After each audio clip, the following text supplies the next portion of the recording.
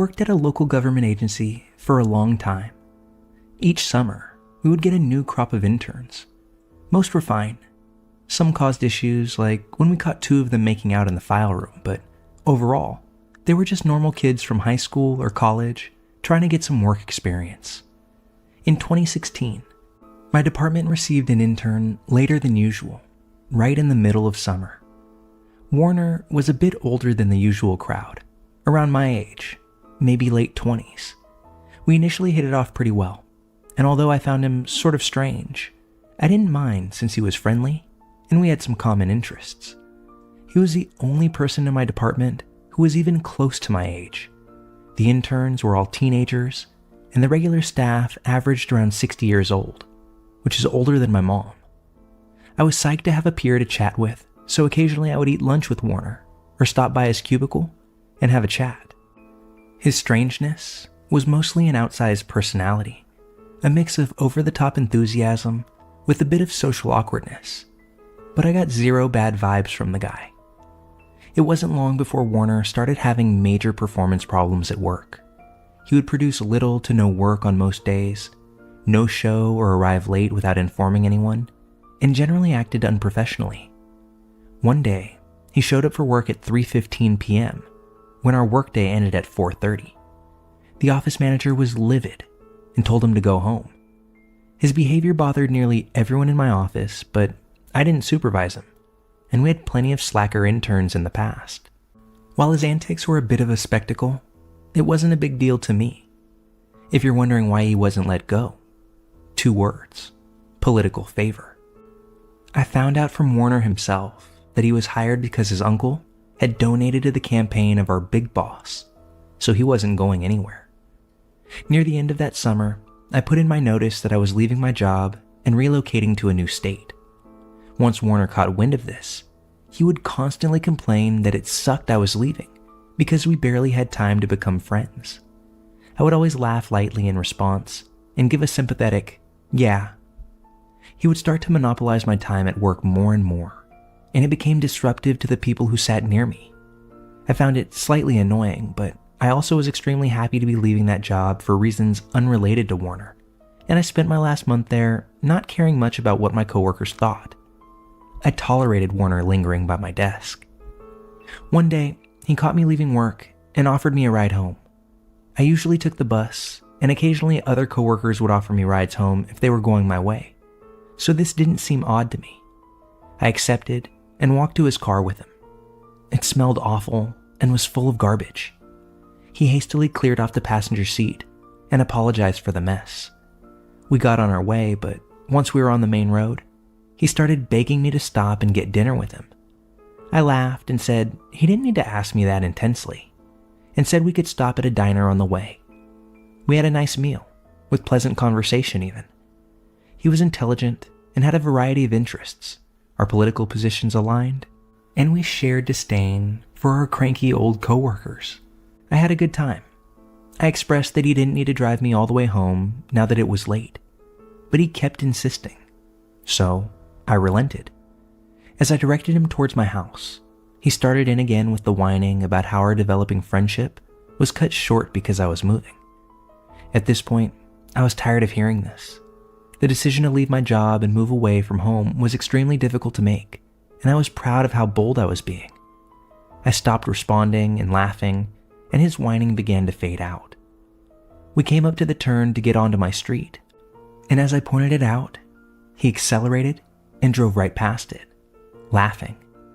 I chuckled, almost in a, "oh my god, what the f*** kind of way," thinking that he was just joking around.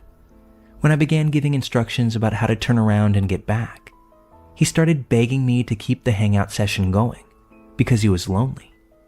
This immediately set me on high alert. It suddenly hit me that I'm in a man's car, someone I don't know that well, who doesn't exercise proper behavior at work, which is the only context that I know him from.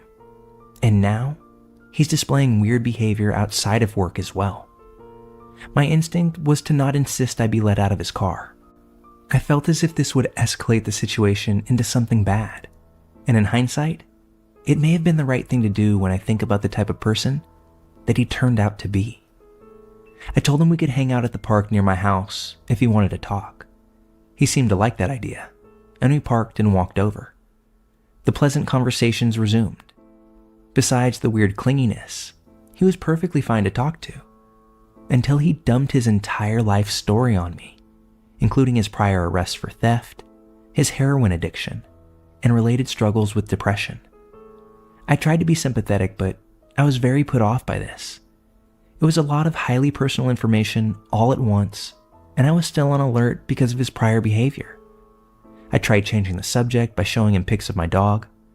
I scrolled one pic too far on the roll, and the next photo was of me wearing makeup and posing cutely, way different than the slob that I was at work. He grabbed the phone and went, "Wow, you are very photogenic." I felt awkward and didn't say anything in response. There was a long silence. Then he launched into a weird tangent about how compatible we were, and that we have similar interests, etc., etc. Ultimately, it got to the point where he said that he wished that I wasn't moving, so we could try hanging out again, but this time, on a date. I didn't say anything, and he broke the silence with, "Sorry I'm saying all this stuff. I'm actually high right now. That's why I know where Riverside," the bad neighborhood that had previously come up in conversation, "is. I went there yesterday to score. Otherwise, I wouldn't have said it, so I'm really sorry." Internally, I freaked out. He had definitely put his drug addiction in the past tense, and I assumed it was something he was recovering from, not currently in the midst of. I also realized I'd been in a car that he was operating while he was under the influence. I don't know anything about heroin, so I was clueless, and overall, I just felt very stupid. He immediately started whining and begging me not to judge him or hate him, and kept saying over and over again how nice I am and how understanding I am, that I'm pretty and smart, all of these weird compliments interspersed with talking down about himself. I didn't know what to do, so I smiled reassuringly and told him not to worry, but that I was tired and wanted to go home. That's when he started crying. He had this weird, wheezy sob, but no tears were coming out. I sat there silently while he did this, trying to come up with some sort of graceful escape plan. My patience was wearing thin, and my anxiety was now through the roof. It's a weird feeling to be both annoyed and panicky at the same time. I stood up and apologized, said the park was close to my house, so I'll just hoof it home, and started to leave when I remembered I left my stuff in his car. Trying a new approach, I casually mentioned that I forgot my stuff in his car, and joked that if he wanted my dirty lunch containers, he could keep them.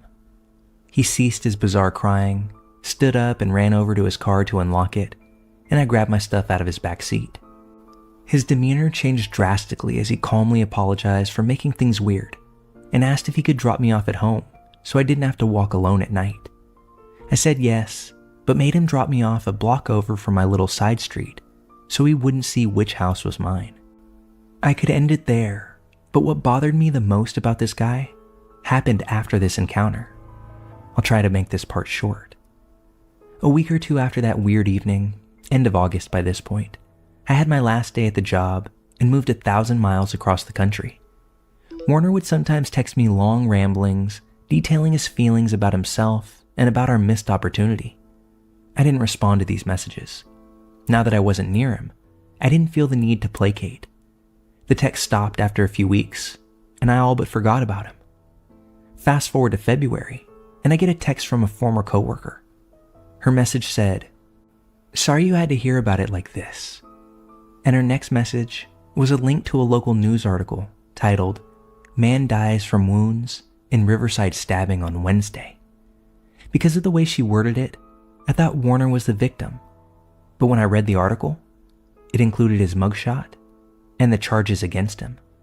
He was the attacker. He had murdered someone. I felt so shocked and disgusted. I couldn't believe that I knew someone who took another human's life. Later on, I called an old work friend for some of the details. Apparently, shortly after I left the job, Warner was fired for trashing the men's bathroom. Like, he just threw around anything he could lift, pouring out all the soap from the dispensers, turning over trash cans, and scattering debris all over the place. He then lost his apartment. Presumably, some of the articles about the stabbing describe Warner as homeless. I have to assume that that's how he ended up in the aforementioned Riverside. There are a lot of homeless drug addicts who squat in abandoned houses there.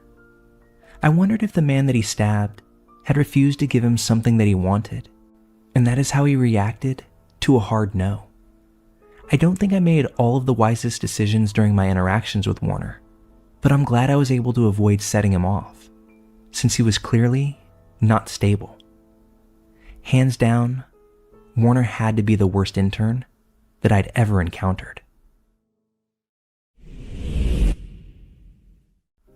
I live in a small town. Like, you blink and you'll miss it. The best we can boast is that we have a single stop sign and a gas station, which we only have because of the nearby highway. Any actual semblance of a town is almost half an hour away. So when things get scary out here, it's amplified. The occasional homeless person is no big deal. They're often drifting through. Drug addicts run rampant and will steal everything they can from your house. But it's the normal out here. However, what happened a few years back certainly wasn't normal. Originally, I was dead asleep in my bed. I only woke up because it was burning hot in my room. It was summertime, and there wasn't much I could do about that. I just remember tossing and turning until I got a creepy feeling that fell into the pit of my stomach. I glanced over to the bathroom door that was open with the light on. Everything was normal. I left the light on so I wouldn't trip and die if I had to pee in the middle of the night. But next, I glanced at the window directly across from my bed. I had no curtains, but I did have a shitty set of blinds.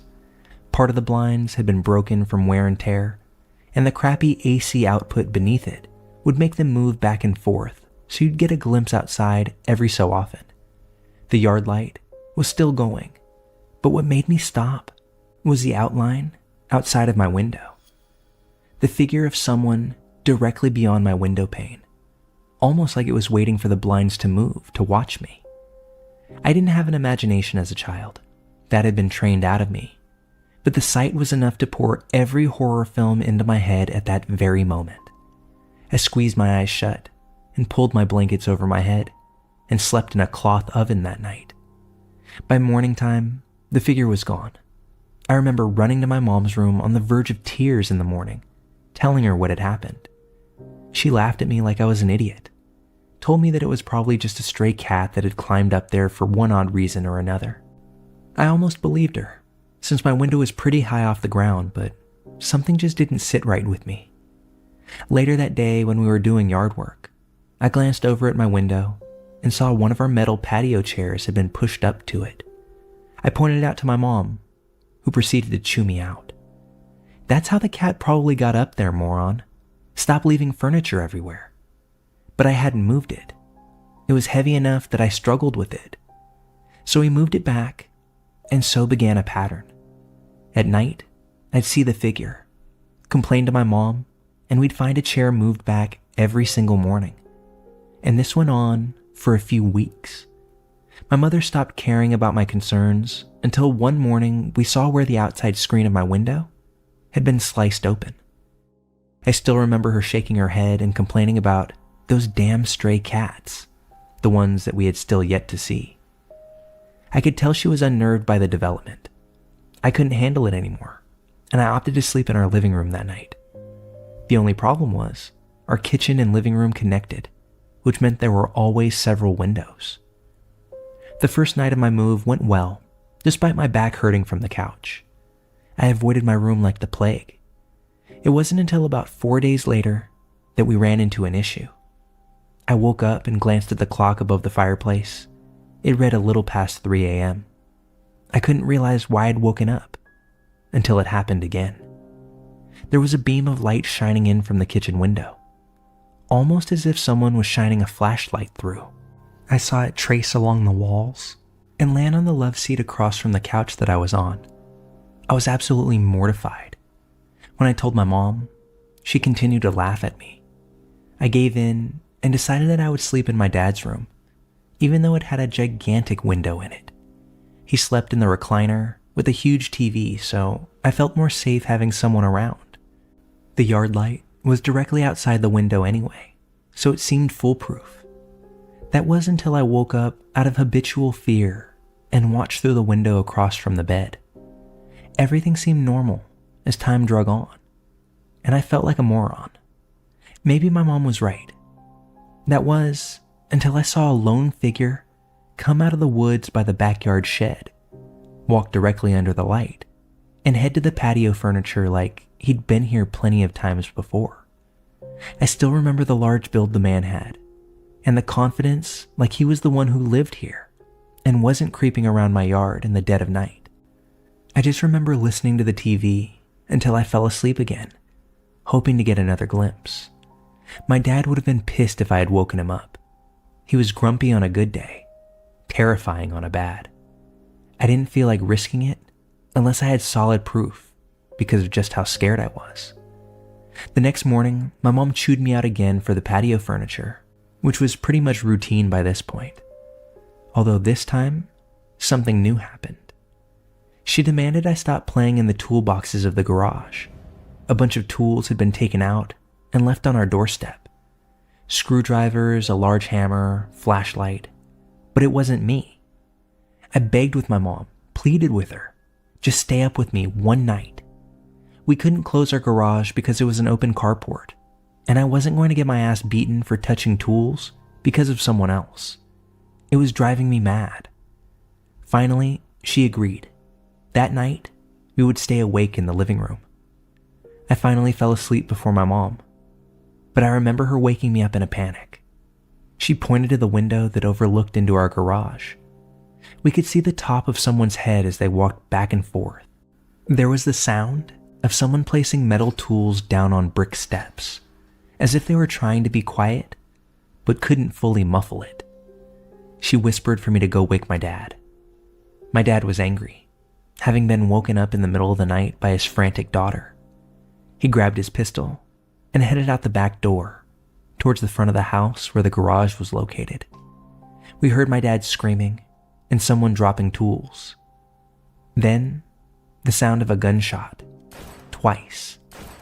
Crazed footsteps pounding around the garage, and they felt as if they were coming directly from my chest. My mom peeked out the window and then opened the door, just as my dad stumbled in. He had missed both shots because of his unstable aim, but told us that there was a man crouching at our front door, looking at our door handle. None of us slept that night, and in the morning, we phoned the police from the nearest town. They didn't do much besides ask if anything had been stolen, asked for a description of the man, and then told us to install cameras, but that was it. They said that whoever the guy was probably was just looking for something easy to steal for quick money. If that had been the case, why hadn't he stolen the tools, the generator, the welder, or broken into any of the vehicles just sitting in our garage? We finally set up hunting trail cameras around the house, but nothing has happened since. Coming home from college for holidays, I still have nightmares about this, even years later when I sleep in my own bed. I don't know what he was looking for or why he did the things that he was doing. But whatever the case may be, man at the window, let's not meet. This story dates back to my childhood. I was 12 and my older sister and I were home alone for the weekend. I was waiting for a friend to pick me up and getting restless. There was a knock at the door, and thinking it was her, I ran to answer it without checking through the peephole. There was a man standing there with a clipboard, and he said that he needed to check our gas meter. I was entrenched in the disappointment of my friend still not having arrived, so I just told him, yeah, sure, whatever you need to do. I didn't notice at the time, but he wasn't dressed as a city official. He had on a green and purple t-shirt with bold stripes, like the host of Blue's Clues.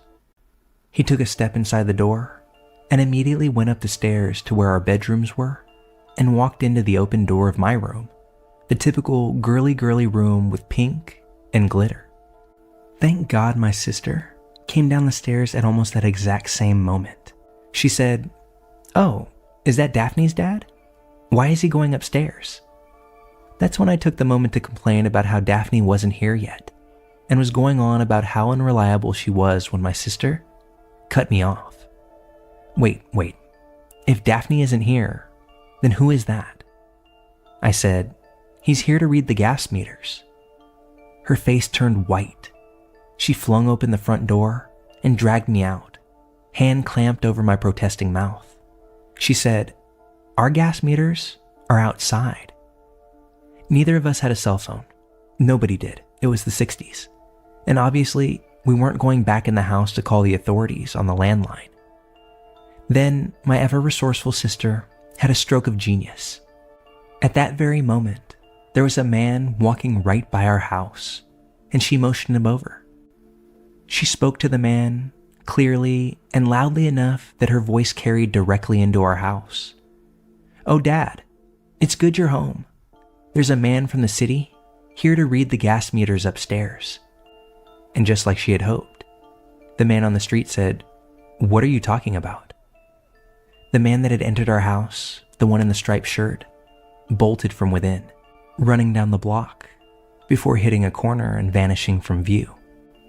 The man we were speaking to asked us repeatedly if we were okay, if we needed him to stay and wait in the yard with us until our parents came home. He was a very kind man. We were so startled that we barely thanked him before he ran back in the house, slamming and locking the doors and windows shut. As irate as my sister was that I let someone in the house, she begged me to not call the police because my parents left her in charge and she worried that she'd be in trouble. I didn't want to catch any heat from carelessly allowing some guy in, so I was on the same page with her. But 3 weeks later, a girl in our community went missing. Same MO. She was home alone, and authorities found the door open with no signs of forced entry. My sister and I discussed our options, but deep down, we knew we had no choice but to come clean. We told the police everything. I don't know if it ever helped, but they did tell us that they had reason to believe that it was likely the same man. They also tracked down the man who had helped us on the street. Turns out, we already knew him. He worked in the butcher shop, but in our panic, we didn't recognize him. He was lifelong friends with our family after that. Our parents were mortified. They weren't angry with us, just glad we were okay, though they did have to review all the rules of caution and didn't leave us home alone for quite a while. They ultimately found the missing neighborhood girl. Unfortunately, not alive. According to the police, it was likely that she had been held for a few days before being burned alive. They never did catch the guy in the striped shirt. From what I remember, he was probably in his 30s back in the early 1960s. So my guess is that he's long gone by now, whether from natural causes or karma for the life that he was living. Both my sister and I felt a tremendous amount of guilt for being so focused on not getting in trouble that we kept our mouths shut when it potentially would have helped that girl if we were more forthcoming in the moment. That is something that I still deal with to this day. I thank the Lord for my sister's resourcefulness and quick action that day, though. I do not doubt that it made all the difference in the world between us surviving and facing the same fate as that other neighborhood girl.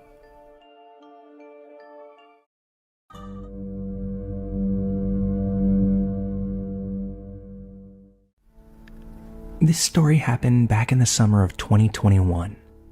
I lived by myself in a nice house inside a small town. Low crime, but still the occasional shady fucker comes around. Anyway, I was at work that day on a smoke break. I happened to watch a dog get thrown from a moving vehicle. 4-lane city traffic during the start of rush hour. I ran right out there, scooped his little ass up, and booked it back to my workplace. He wasn't injured, amazingly, and as a bleeding heart animal lover, I decided to take him home with me until I could figure out what exactly to do with him. I have a large amount of cats, and always have, but this was my first experience with a dog that I was solely responsible for. This guy was very shy, head hung, tail tucked, jumpy, just looking at me with these big sad eyes like I was about to beat him I was clueless on the subject of dog personalities and tendencies. I just knew they needed to be taken out frequently. His first night with me, we had been out maybe 15 times, as I didn't want him shitting in my house. I was having my final cigarette of the night on my porch at around 11 p.m. The dog was on a lead, chilling under my chair as I smoked and poked about on Reddit. I see a man walking on the sidewalk that runs right by my house. The man kept glancing up at me before he passed. Shortly after he passed my house, he stopped, turned on a heel, and approached. "Hey, can you tell me where 302 Church Street is?" he asked. I told him that I would search the address on my phone, which of course was taking a minute to load. He explained that he didn't have a phone of his own and was attempting to get to a friend's house, taking small steps towards me the whole time. Finally, the address that I summoned came up. "It's exactly 2 blocks north of here, right on the southwest corner of the cross street," I told him, pointing in the direction. He kept his eyes locked on me, continuing to slowly move closer. Doggo starts growling very softly at this point. I'd forgotten he was even there up until now. "Mind if I take a look at the map?" He grinned sheepishly. I'm bad with directions. I rose from my seat, pointing once more. "It's just 2 blocks up this road. Just follow it, 2 blocks. The house will be on your left," making it very clear that I wasn't just going to give him my phone. "Well, can I call them? I need to let them know that I'm coming," he said, still creeping closer, extending his hand this time. "No," I curtly replied. "How about text them?" Pushing forward still. "Dude, no." I started towards my door. Just let me see your phone." He was visibly becoming pissed off, clearly trying to contain it and getting way too close to my porch. As a last-ditch effort of getting this dude to fuck off, I say, "Dude, you need to get the fuck out of my yard. My dog is protective and he will fuck you up." Hell, I didn't know the first fucking thing about this dog, let alone whether he had the capacity to fuck someone up. I just hoped that saying so would intimidate pushy phone guy. Like I had said the magic words, Pupper springs into action, a la the wolf creature from the never-ending story. He emerges like a bullet from under the chair, growling, snarling, barking his little tail off. He jerks me damn near off the porch trying to get at this guy. He sounded and acted like a 100-pound attack dog, not a 35-pound timid beagle mix. I was afraid. I didn't know if the pup would turn on me. As stated previously, at the time I knew absolutely jack shit about dogs. He backed his hindquarters into my legs, almost nudging me to the door, still carrying on. Eyes locked on the phone dude and baring his teeth every step of the way. Phone dude holds up his hands and backs off, stammers something like, 2 blocks north, yeah, got it," and begins walking that way. I head inside, cut off my lights, and peek out the window at him. The guy glances back at my house, assured that I'm inside. He turns and begins walking in the completely opposite direction of which I had originally pointed him in. The icing on the cake, he pulls out a phone from his pocket and raises it to his ear as if to make a call. Doggo secured his place as a member of my family that night. He is incredibly protective of me and has frightened away more than one other creep since this incident. He's attached at my hip and has made it known that he is grateful to be in a safe and loving home, wherein he will never again become a projectile from a moving vehicle. His name is Hank, and I truly believe that that night would have ended very poorly for me had he not been there. To preface this story, I have to say that I truly enjoy driving, like hours-long drives to nowhere with no destination in mind, just me, my music, and the road ahead of me. Living in Nebraska, I'd often take back roads or lonely highways cutting through the countryside to small towns and eventually cities, and I'd usually take these drives at night since there was way less traffic to worry about. This is something that I've done ever since I got my license 4, maybe 5 years ago, and I've never once had any sort of issue, nor have I ever run into any trouble.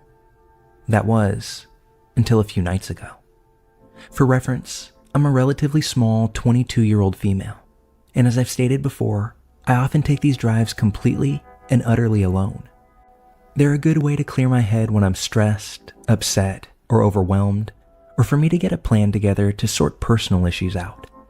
I've also done these long and lonely drives to get away from the toxicity of my household when I used to live with my parents as a means of coping with their alcoholism. Though, now that I've moved out and am in a much better place mentally, I don't really have the urge to get in my car and just drive anymore. Not much, at least. However, on the night that this event took place, I was feeling pretty overwhelmed, stressed, and anxious with a clusterfuck of personal issues that I'd rather not get into. I felt restless and irritable around my boyfriend, couldn't focus on anything else, and decided I would take a drive to clear my head. My boyfriend was understanding and told me to be careful and not to be gone for too terribly long, since it was already getting pretty late. I agreed, gave him a kiss goodbye, and left. I drove around our city for about 30 minutes, but I was still feeling on edge about everything transpiring in my personal life, so I decided to drive further north down those familiar, dark, winding one-lane highways. I kept the car at a steady 65 miles per hour, taking the turns at a slower pace in case a deer jumped out around the bend, and was admiring the vast empty darkness of the snow-capped fields and barren trees. It was honestly a bit creepy being all alone with no cars in sight, in seemingly the middle of nowhere, the few houses miles back from the road lightless, and the dead cornfields withered away and covered in snow. It was like something out of a horror movie, and I half expected to see a ghost pop up in my rearview mirror, or to see someone clamber out from the patches of trees dotting the horizon. The only light came from my headlights, and even then, I still strained to see through the inky darkness of the night. By now, it was just after midnight, and I told myself that once I had made the familiar roundabout that would either take you to a small town or back up towards the city, I would head back home. The roundabout was still maybe 15 to 20 minutes away, but other than my imagination picturing the worst, I wasn't really all that concerned. I mean, I was by myself. I didn't have any other motorists to worry about. Right? Wrong. As I'm rounding another bend, I notice a vehicle with its hazard lights flashing, maybe a quarter of a mile in front of me. It was some sort of sedan, dark colored, and was angled to where only part of it was on the shoulder, while the rest jutted out onto the road, like they had tried to pull over in a hurry but didn't quite manage to do that. The driver's side door was flung wide open, and as I slowed my vehicle down and angled it towards the opposite side of the road to pass, I could make out what looked like maybe blood on the inside of the open door. I didn't see anyone on the road or in the car, and I was the only motorist in sight. Cell phone reception is pretty spotty at best in this part of the country, but more often than not, you couldn't get reception no matter how hard you prayed, which was definitely the case when I took a glance at my phone to see if I had any bars. So, a lone female on the road, at night, pulling up nearby to a vacant vehicle that looks like someone had been attacked on the inside, with no cell service. Just great. Now, I'm no dummy.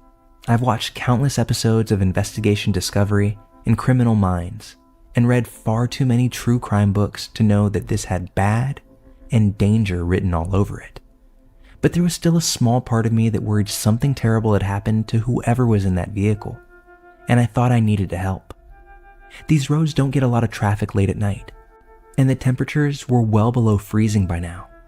If someone were hurt or in trouble, there was no one and nothing else to help them but me. Still, I erred on the side of caution.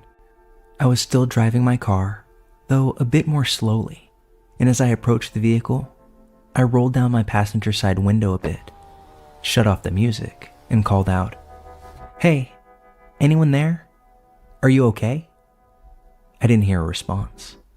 I worried they were passed out somewhere, but I wasn't about to get out and go look for them. I told myself that I'd call out one more time, and if I didn't hear anything, I would leave, and the moment that there was reception, I'd call it in. And if I did hear someone, well, I'd figure out my next course of action then. So again, I shout, "Hey, what happened? Are you okay?" There was silence for a beat, and then I heard rustling in the shadows of the trees, followed by a gruff voice saying, "Yeah?" I was relieved at first, and was about to say something in response, or possibly even stop my car and get out, when I noticed three things nearly simultaneously. As I inched my way past the front of the sedan, I noticed that there was no damage to the hood or anywhere else on the vehicle, which I found to be strange considering the blood on the inside of the door. In my rearview mirror, I caught a glance of someone creeping out from behind the sedan, and they were making their way towards my car, fast. The person didn't have any blood on them, nor did they appear to be injured in any way. They were wearing a mask, but not like a face mask for COVID or a ski mask or anything normal like that, but one of those masks you would see in the Purge movies. And they were holding something in their hand. I don't know for sure what it was. I couldn't get a good look, but from its length and shape, my guess was maybe a tire iron or a crowbar. I don't need to tell you that I slammed on the gas the moment I noticed those things and drove like a bat straight out of hell, my heart thundering in my chest, my entire body shaking. My window was still rolled down in my haste, and the music was still shut off, so I could very clearly hear someone, definitely a man, shouting at me, though I had no clue what they were saying. I just knew that I had to get out of there, immediately. I stole one last look in my rearview mirror as I drove off, mostly to see if they were getting in their sedan to chase or if they had stopped. The man with the weapon was still standing in the middle of the road watching me, and right before I looked away from the mirror, I saw a second man emerge from the trees that had been rustling earlier, also wearing one of those creepy masks with no trace of blood on him. I probably broke every law for speeding that night, but I wanted to get as far away from those men as possible. As soon as I made it to the roundabout, I turned towards the small town, parked in the Walmart parking lot that thankfully still had cars from who I assumed were workers closing up shop, and proceeded to have a full-on meltdown. When I could pull myself together, I called one of my friends, T, who was a police officer, to tell him what had happened and ask what I should do. He was concerned for me, and after asking if I was okay, where I was, did they follow me, he told me that since this was out of the city limits, he couldn't do much on his end, but he could get in contact with the local police or sheriff in that jurisdiction to take my statement and to check it out. I agreed, thanked him, and while I waited for the police to show up, I called my boyfriend. Through my hysterical sobs and panic, I managed to tell him what happened not even 10 or so minutes ago. He was, as you could imagine, super freaked for my safety and wanted me to either come home immediately or drive down himself to take me home. I told him the police were on their way to take my statement, so I couldn't leave, but that I was okay, and I stayed on the phone with him until I saw the familiar police cruisers pulling into the lot. I gave the police my statement, and they assured me they would go back to the spot I told them the sedan had been, to take a look, and that they would try to catch the guys who had done it. Though, with no cameras and no description of the men, I wasn't sure they'd be able to. I didn't even get the license plate number, though at the time of my panic, the thought never came to mind until the police were asking if I got it. All they had to go off of was a dark-colored sedan and two guys in masks. After I gave my statement, I went home and stayed curled up close to my boyfriend the entire night, listening to every sound the house made in fear it would be those guys arriving any minute to finish whatever it was they started. Since the incident, I haven't heard back from the police about whether or not they have any leads, and I'm not sure if I ever will. I'm just thankful I'm still here and that I didn't stop my car or get out. I'm not sure what would have become of me if I had. I still have so many questions that have zero answers. What were they doing? Why? Was that blood on the inside of the car, or just a ruse to get more attention? If it really was blood, did they hurt someone else? And what would have happened to me if I had stopped my car? Needless to say, I won't be going on any more late night drives to anywhere, and I hope I never cross paths with those freaks ever again.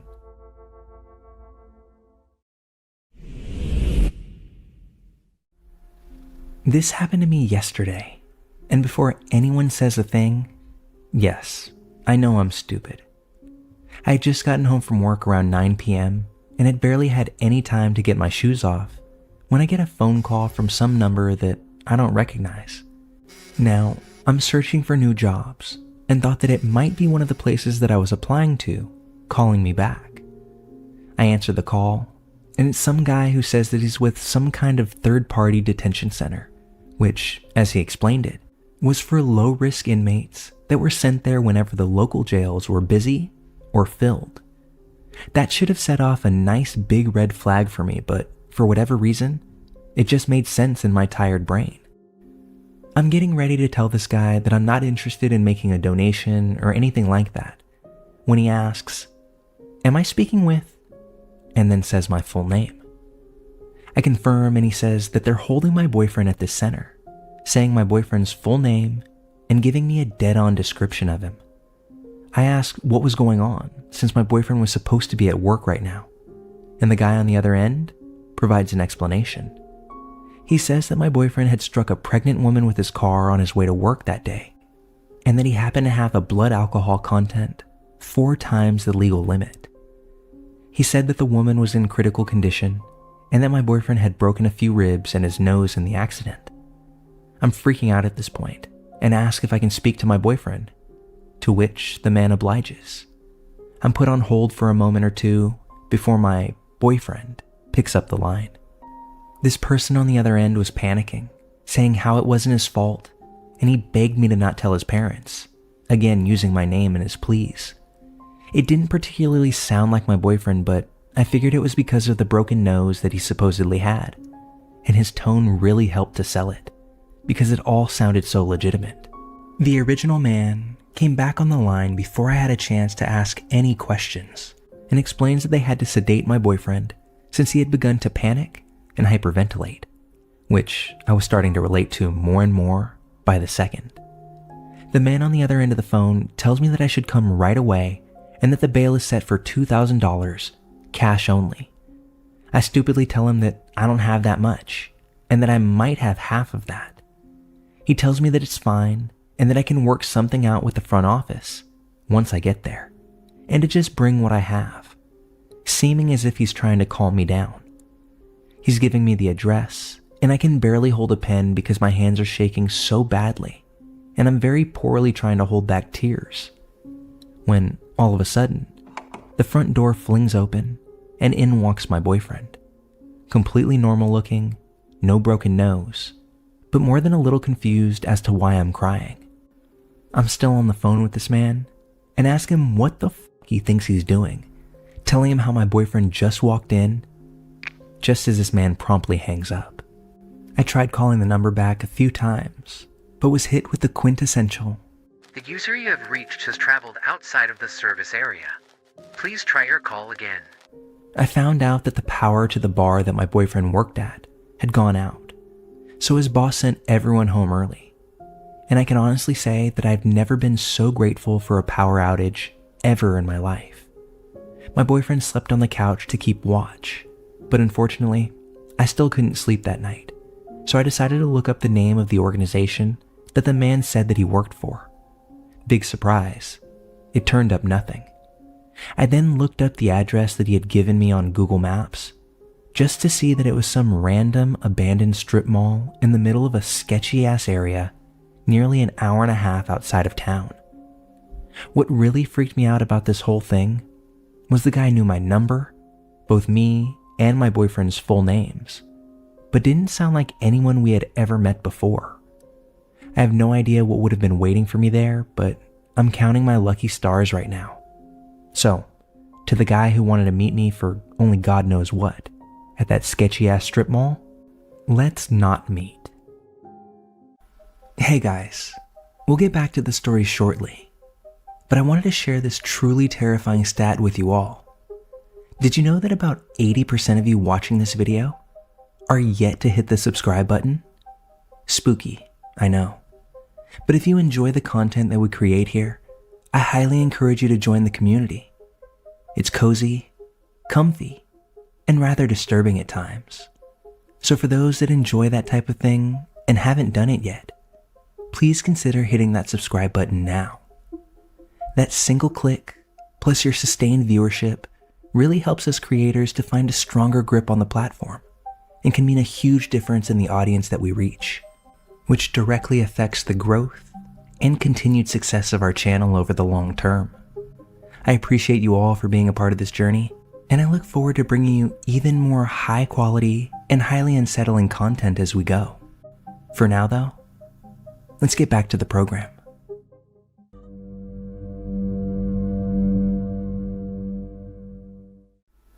This happened in the fall of 1993, when I was 20 years old. In the interest of context, this was before I started college, and I was working in the material prep department of a plastics factory during the night shift.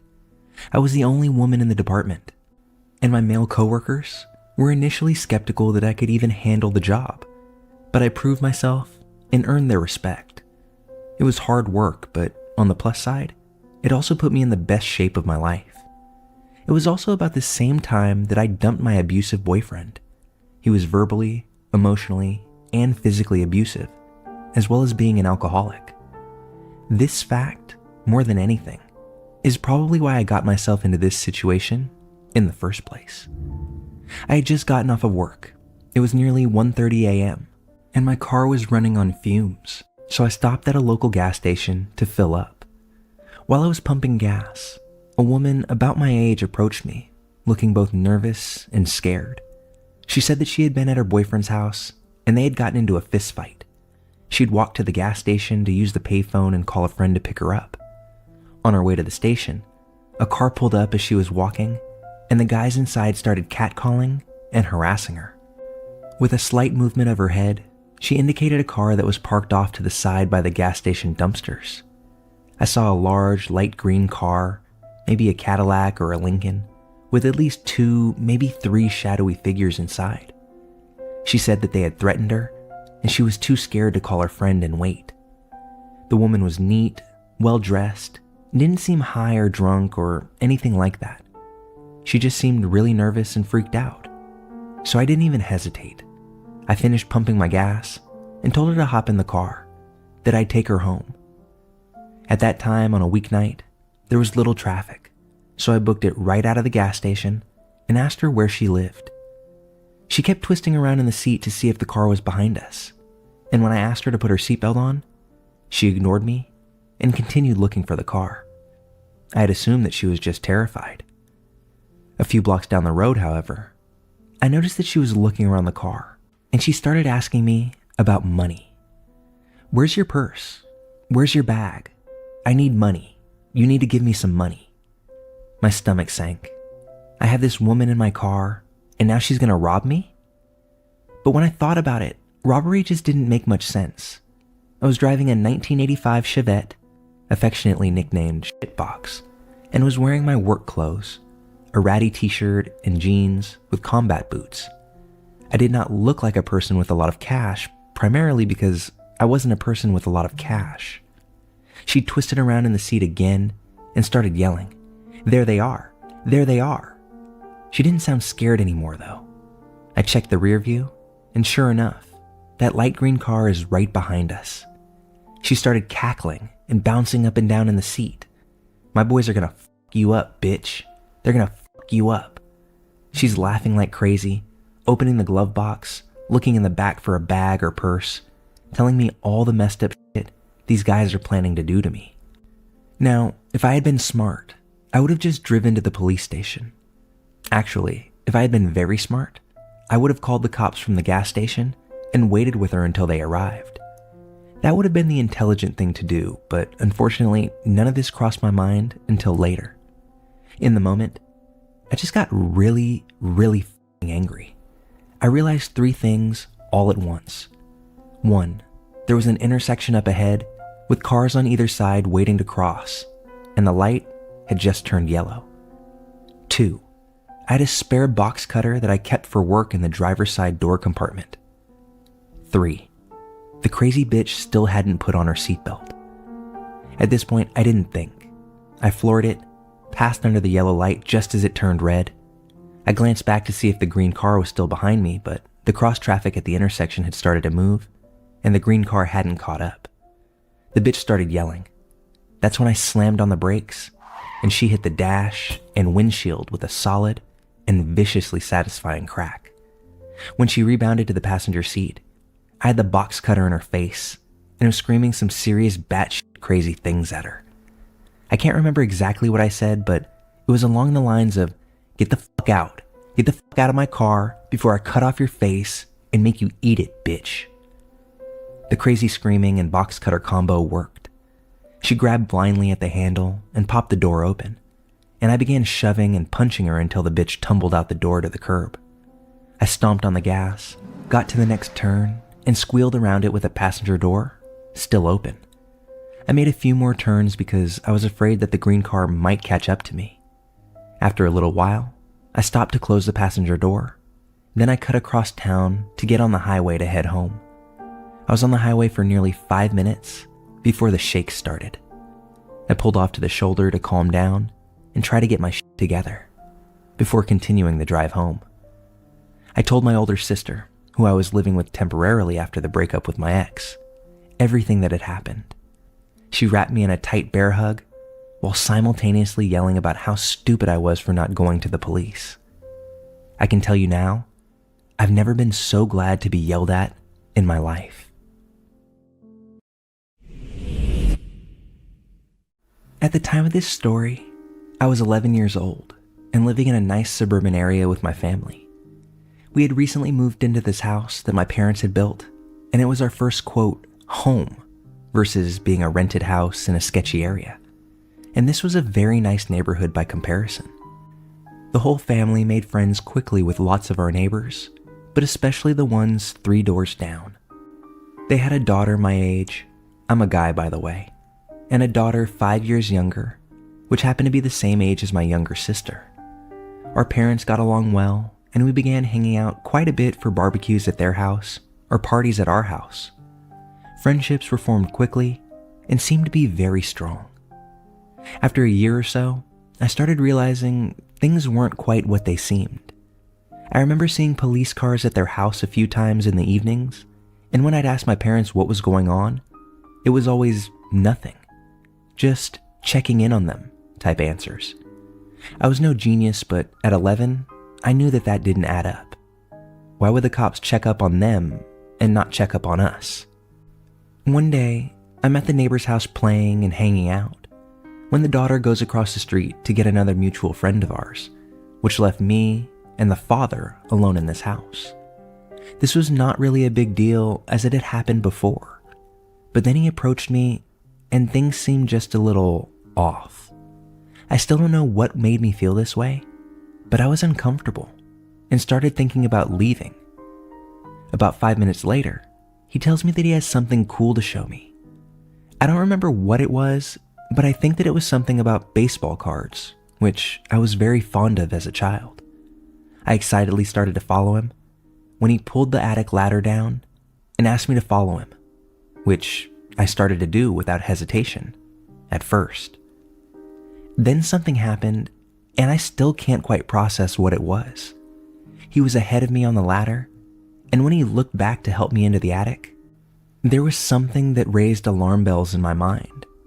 Something about his eyes, his face, his grin. It just wasn't right. It looked evil. I can still see it clear as day and can't recognize exactly what it was that set those alarms off. But whatever it was plenty, because I jumped off the ladder and ran out the door in one fell swoop. I sprinted all the way back home and was choking back tears when I burst through my front door. Mom was there when I came through, and she could see that I was obviously out of sorts and tried to start calming me down. As I came back to my senses, I explained what had happened. My mom was concerned with how scared I was, but mostly brushed it aside, telling me that I was just being silly and that whatever had happened probably wasn't as major as I made it feel. I shit you not though, the same exact night, I was woken up at around 3 a.m. It was my mom sitting on my bed, and as I awoke, she pressed me to her chest and held me like a baby. I remember how she smelled and how tightly she held me and I remember her tears hitting my cheek. Eventually, I saw out the window to the neighbor's house, which was surrounded by police and fire trucks. The neighbor dad had killed himself and his daughter in the attic after a long standoff with the police. There isn't a single doubt in my mind, nor my mother's, that that would have been me had I made it all the way into the attic. Even years later, I still get chills thinking about this. So, neighbor man, even in the afterlife, let's not meet again.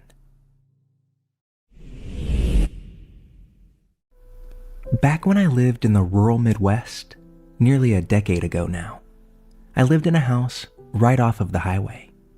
My house was right between one town and another, almost nearly on the county line. Our house had a big circular driveway. If you drove in the driveway, you would be going straight towards our barn. If you curved right, you could pull into our garage. If you went past the garage, you would circle around in front of the house and pull out back where you started. Our house had 2 large double doors in the front, which we rarely used. We would mainly use the door that was inside the garage. One night, very late, our doorbell rang. My husband, my 3-year-old daughter, and I were all asleep. It woke me up, and I thought that maybe I was dreaming. But then it rang again. That's when I woke my husband up. He thought that I was just hearing things, until it rang again.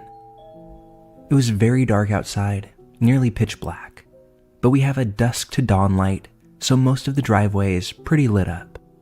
Unfortunately, you can't really see out the front doors unless you open the door to look out. You can open just one at a time, or you can open both of them by using 2 latch-like things that are in the top and the bottom of one of the doors. My husband gets up from bed. I closely follow behind him. He decides that he's going to open the door. I want to call the cops, but because we live on the county line, we know it's going to be a while before anyone can get here. He opens the door to a girl, maybe in her early 20s.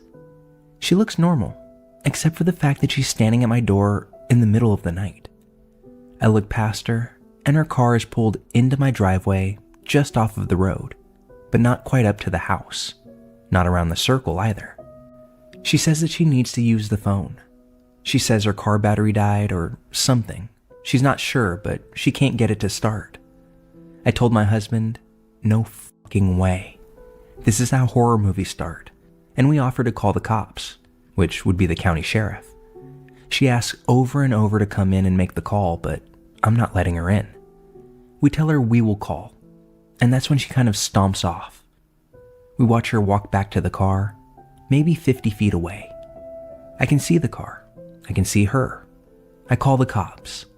They say they'll be out as soon as they can. Give me an estimate of about 15 minutes. Although they don't sound very concerned, and at this point, I'm not really that concerned either. I mean, it's just a girl after all. She probably does have a dead battery. But that's when she heads to the trunk, pops it open. No lights come on. She rummages around in the trunk. Then, the driver's side door opens. Out steps a guy.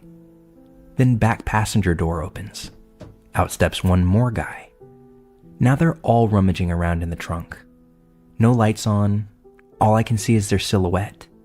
I can't hear a thing. Can't hear them talking. Can't quite tell what they're doing. But all in unison, they get back in the car. At this point, maybe 5 minutes have gone by, and I'm silently praying that the sheriff puts his foot on the gas and gets here quickly, but I know it's going to be another 10 minutes or so. They just sit there, in the car, lights off, not moving. I can't see them when they're in the car, but obviously I know they're in there. I know they didn't get out of the car and walk past the house because they would have had to walk right under the dusk to dawn light. I would have seen them. I think I see the driver light up a smoke, but that part I'm not quite sure about. But then I see something else. Someone walking towards the car from the right of our property, coming from the direction of our barn. It's another man, and I have no idea who this is. We don't have a neighbor for at least another mile around us. And this man is coming from the back of our property, which ends in a creek. He walks under the dusk to dawn light, straight to the car. Doesn't even look at the house. Just strolls to the car and gets in. The car starts up without an issue, and they slowly back out of my driveway and make a turn to head north. The cops arrive about 10 minutes later, and at this point, I'm totally freaking out. They search around the property but can't find a thing. Ask us if we got a license plate number, but they were parked too far away. Cops tell us to call back if the party happens to return. Sure, buddy. Thanks. My husband heads to our garage, grabs his shotgun from the locker, and we try to get back to sleep. Those people never came back. I don't know who they were, and I certainly don't know what they wanted, but I doubt it was just to make a phone call.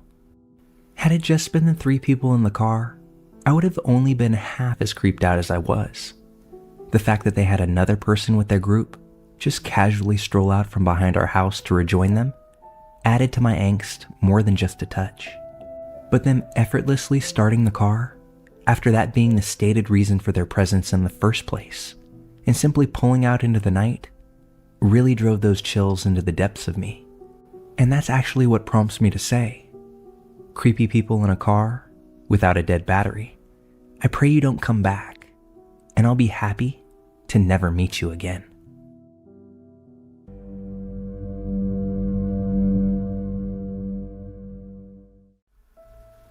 This is going to be long. Apologies in advance if it doesn't make much sense. I have panic attacks when I think about this and struggle to put it all together. This happened back in 2021. I, a 27-year-old female, had just moved from Melbourne to rural Australia to live with my boyfriend, who was on a military posting at the army base, and also to escape Melbourne's insane COVID lockdowns. The town I moved to is pretty isolated, about 4 or 5 hours to reach any large city in any direction, but it was big enough with a few different suburbs surrounding the main area. Neither of us knew the area before moving here, and that's what led us to getting a house in a pretty sketchy part of town. I will try and explain the setup of the house, as this will be important for later. The house was old, with huge glass windows everywhere, including the entirety of the front of the house. Because of this, you could see into the kitchen, living room, and one of the unused bedrooms without coming down the driveway. There was an old metal fence to the left of the house, which was about 1.5 meters tall, that went directly into the backyard, and to the right of the house was a small path, hidden by overgrown bushes and plants from the front, with a locked gate the height of the house that led to the back semi-enclosed patio and back door. The path was right next to the kitchen window, but it was a window that you couldn't see out of when the kitchen light was on, although you could see in. When coming in through the back door from the patio, you would walk through the laundry with an adjacent bathroom, into the kitchen with our bedroom off to the left, and a secondary bedroom directly next to ours. Our bed was on the wall that connected to the living room, which meant it looked right out to the backyard, as it also had huge glass windows. My boyfriend had been out in the field for a week, so I was home alone. It was summer during this period, and it was hot. The house had terrible AC, so I had been sleeping with the windows open, and had even left the back door wide open on accident when falling asleep a couple of times. I've always felt safe in Australia, and have lived mostly alone since I was 18, so I didn't have a huge issue with it. It comes to Friday, my 5th day alone, and I decided to walk into town for something to do.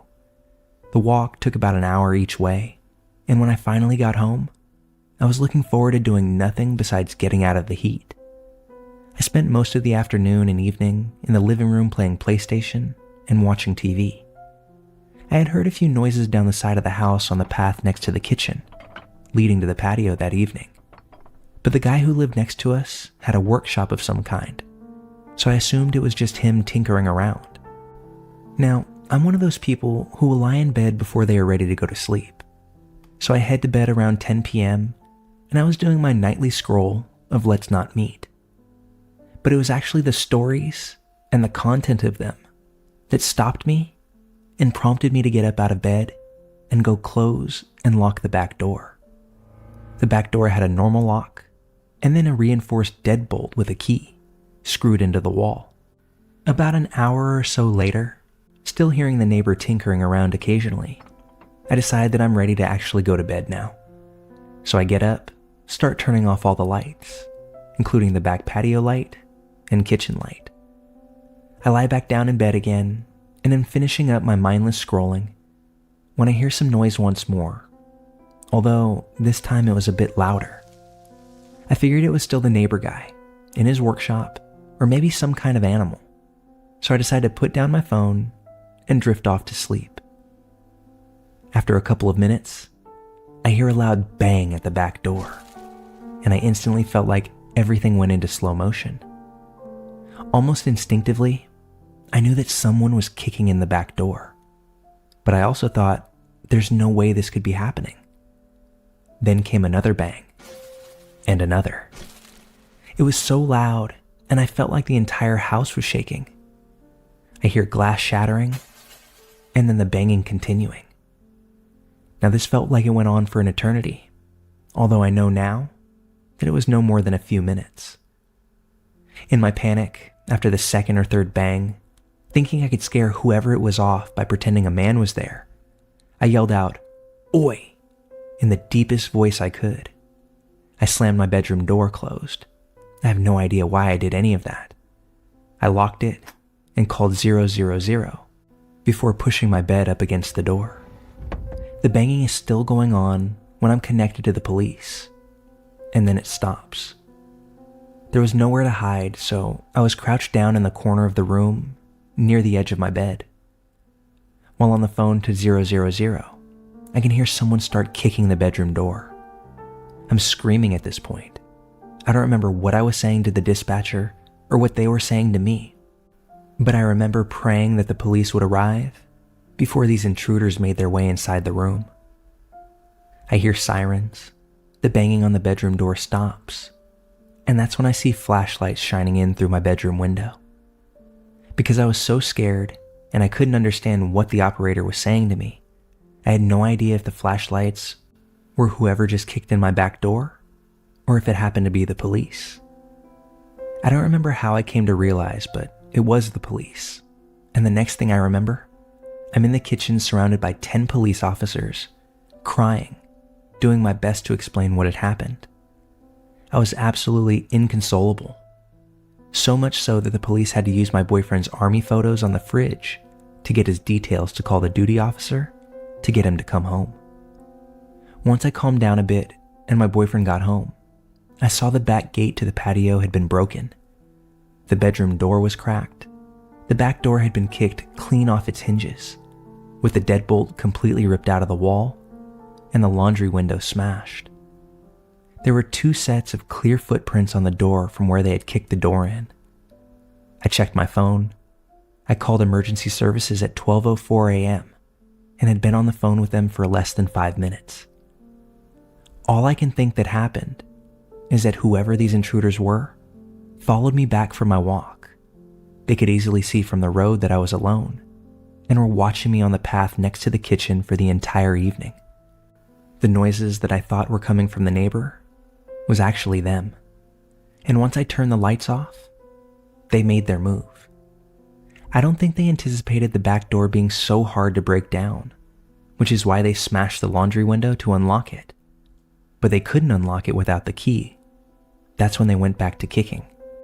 That momentary delay is what saved me from whatever they were going to do. Whoever it was, they were never caught, and we ended up moving houses within the next few weeks.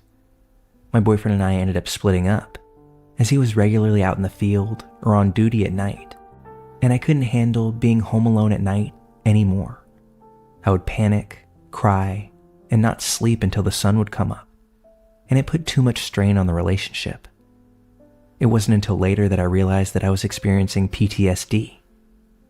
I now live back in my home city, in an apartment building that has 24/7 security and a billion cameras.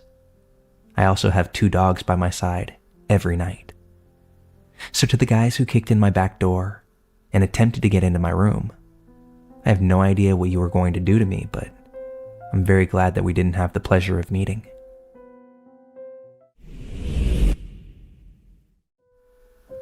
I'm a 30-year-old transgender male for the sake of my demeanor when this event occurred.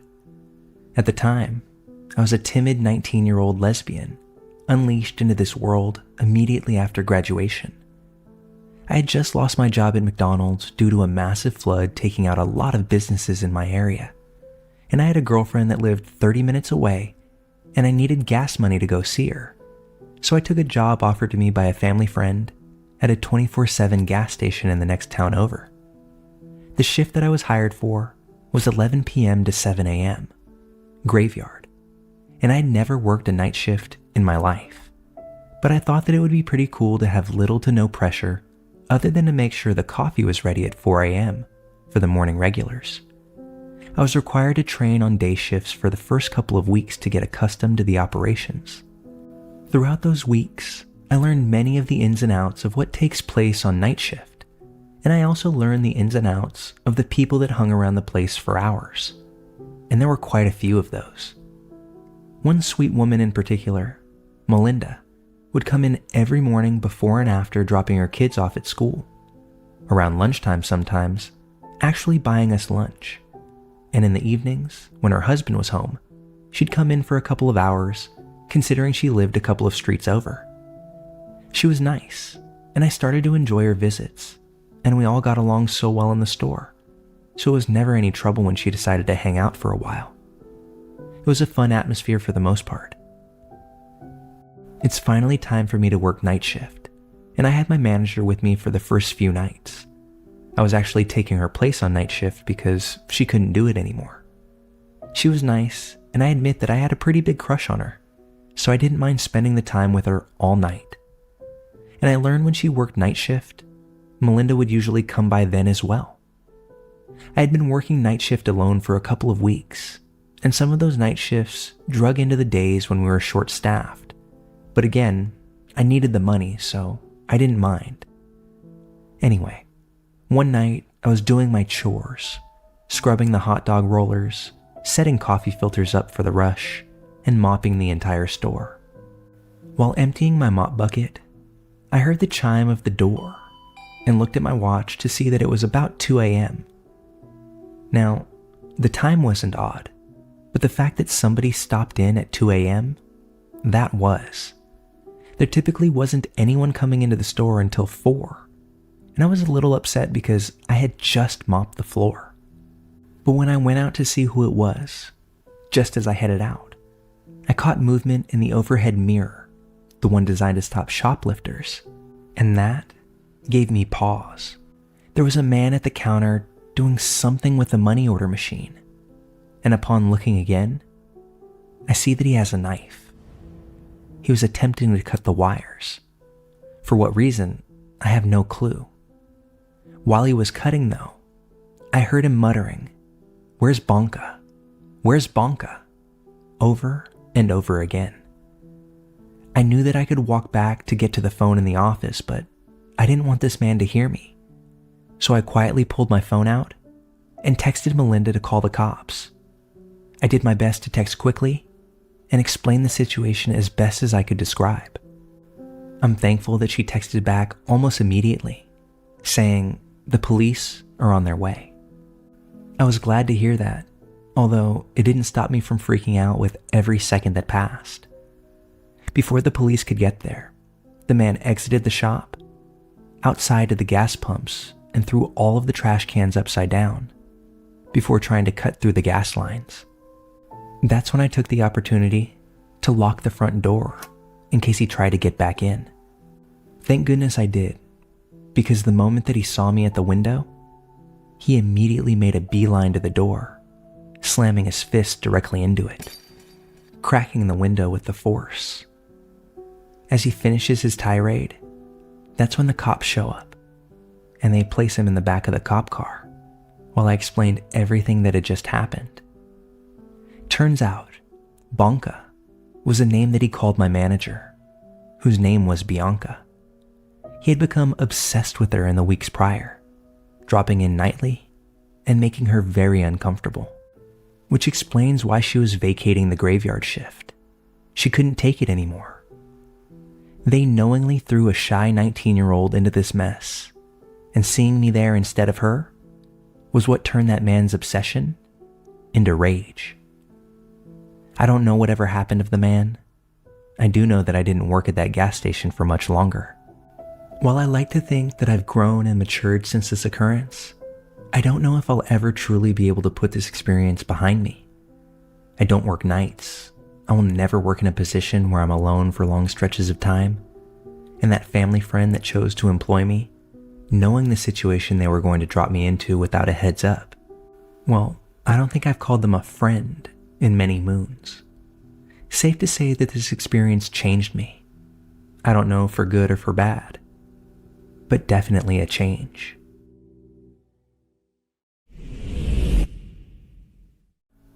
My older sister and I recently stumbled across a memory during our weekly visits with each other. We had just moved to a suburb, our first house in a decent, yet isolated part of town. She was 12, I was 7. Mom let us take our white German Shepherd for a walk, alone. I remember the sun was setting over the desert landscape, but we weren't worried.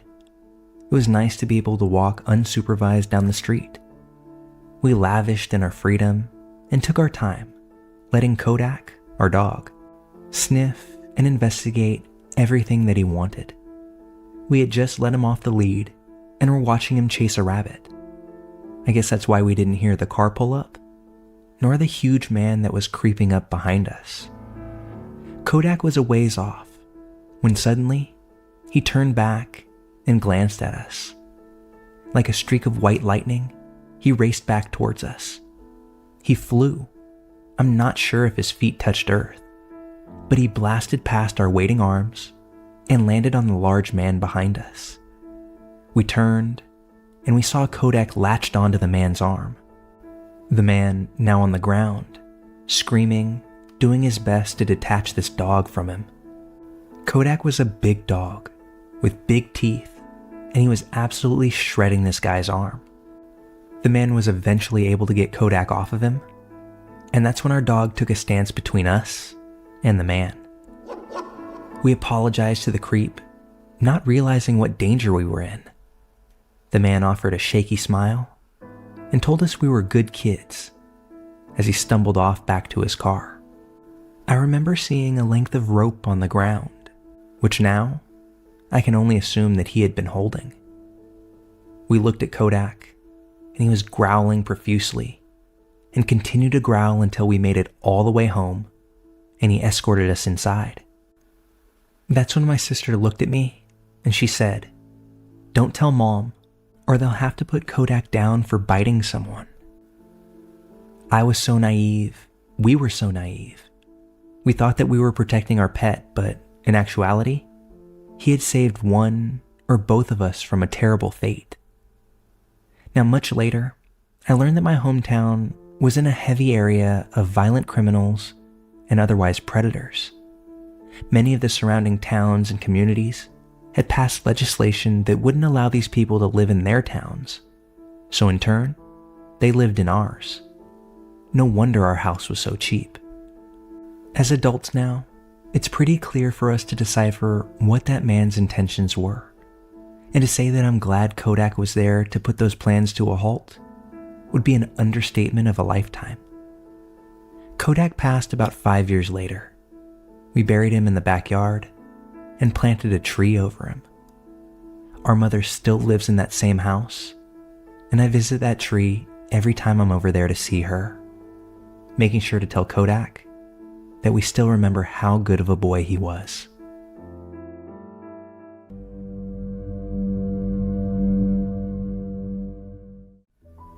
I'm gonna go all the way back with this story.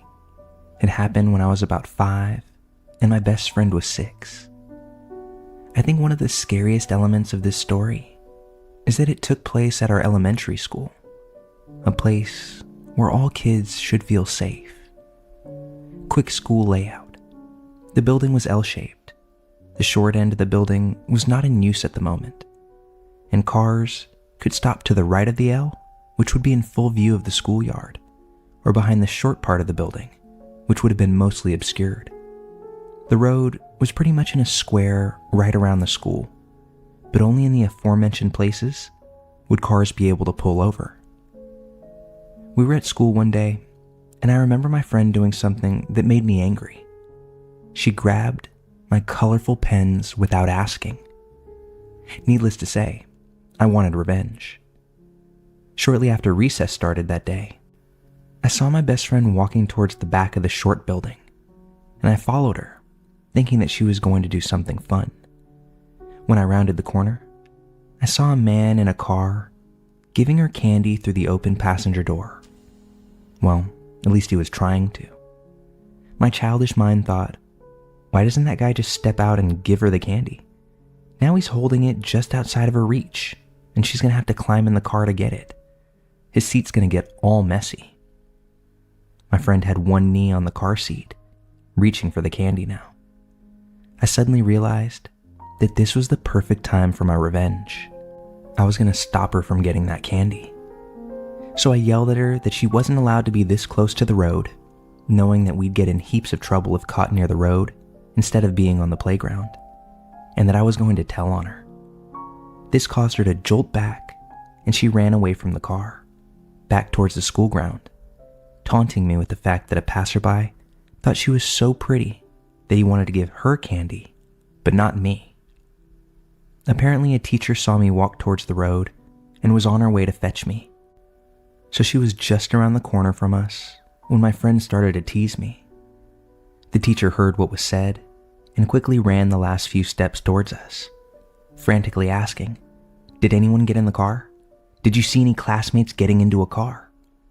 She was clearly panicked, and the car was long gone by now, having driven off when I yelled at my friend. My friend answered no, the nice man just wanted to give me some candy, and that my name said she'd tell on me, so we ran back. I really wanted that candy. Are we in trouble now? The teacher escorted us inside, had all the other teachers count heads, and luckily everyone was there. We talked to the police that were called, though neither me nor my friend knew what the matter was at this point, until her parents came to fetch her and gave her a stern talking to about accepting candy from strangers, saying things like, "We've talked about this, and we have plenty of candy at home." My mom was proud of me because she thought I listened to the stranger danger talks and protected my friend. I didn't take my opportunity to correct her. A few years ago, my best friend and I were talking about our old school, and this day actually came up. We both just realized that if I hadn't been so obsessed with those pens, or if she had asked before taking them, that she could have been kidnapped and suffered a pretty bad fate. She couldn't believe how stupid she was for thinking that a random guy would really offer candy to kids from his car, especially since her parents had warned her about strangers before. I just felt embarrassed for not recognizing the situation from the talks that my parents gave me, and being so focused on getting revenge on her. It took me a while longer to fully realize just what could have happened to her. I don't know if the guy was ever arrested or did anything else, and after this incident, my school started permanently posting a teacher as a lookout near the road. As far as I know, there were no more incidents at that school, and it was never really spoken of again. The official reason for the lookout teacher was to prevent students from running out onto the road and getting hit by a car. When I drove past last year, they had put a fence all around the school. I'm guessing it's because they finally realized a fence is cheaper than paying a teacher an hour a day to just stand around. To the guy who probably wanted to try to kidnap my best friend in broad daylight, I can only hope that you never got your hands on any other child trying to use those same tactics. This happened to me about 20 years ago. I was only 9 at the time, but my parents have told me their side of the story on a bunch of different occasions, and that's helped me connect the dots. My parents are both biologists. They met at work, and from there, it's history. The place where they worked at the time was a government building dedicated to biology research, used in government projects turned towards the public, meaning they were the ones studying the environment and making environmental protection laws around their studies. This being a massive, old government building, it always had a security guard present, both day and night.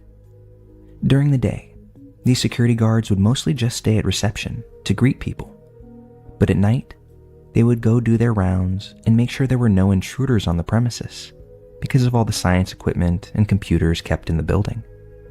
One of these guards is my let's not meet guy.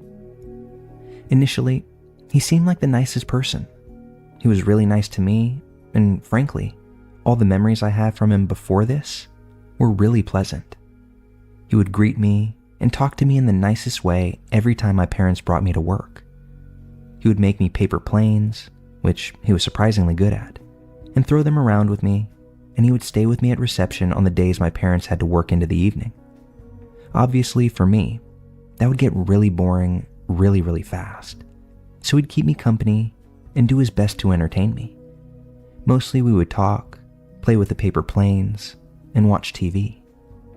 It all seemed nice enough for my parents to trust him with me, which was probably their biggest mistake.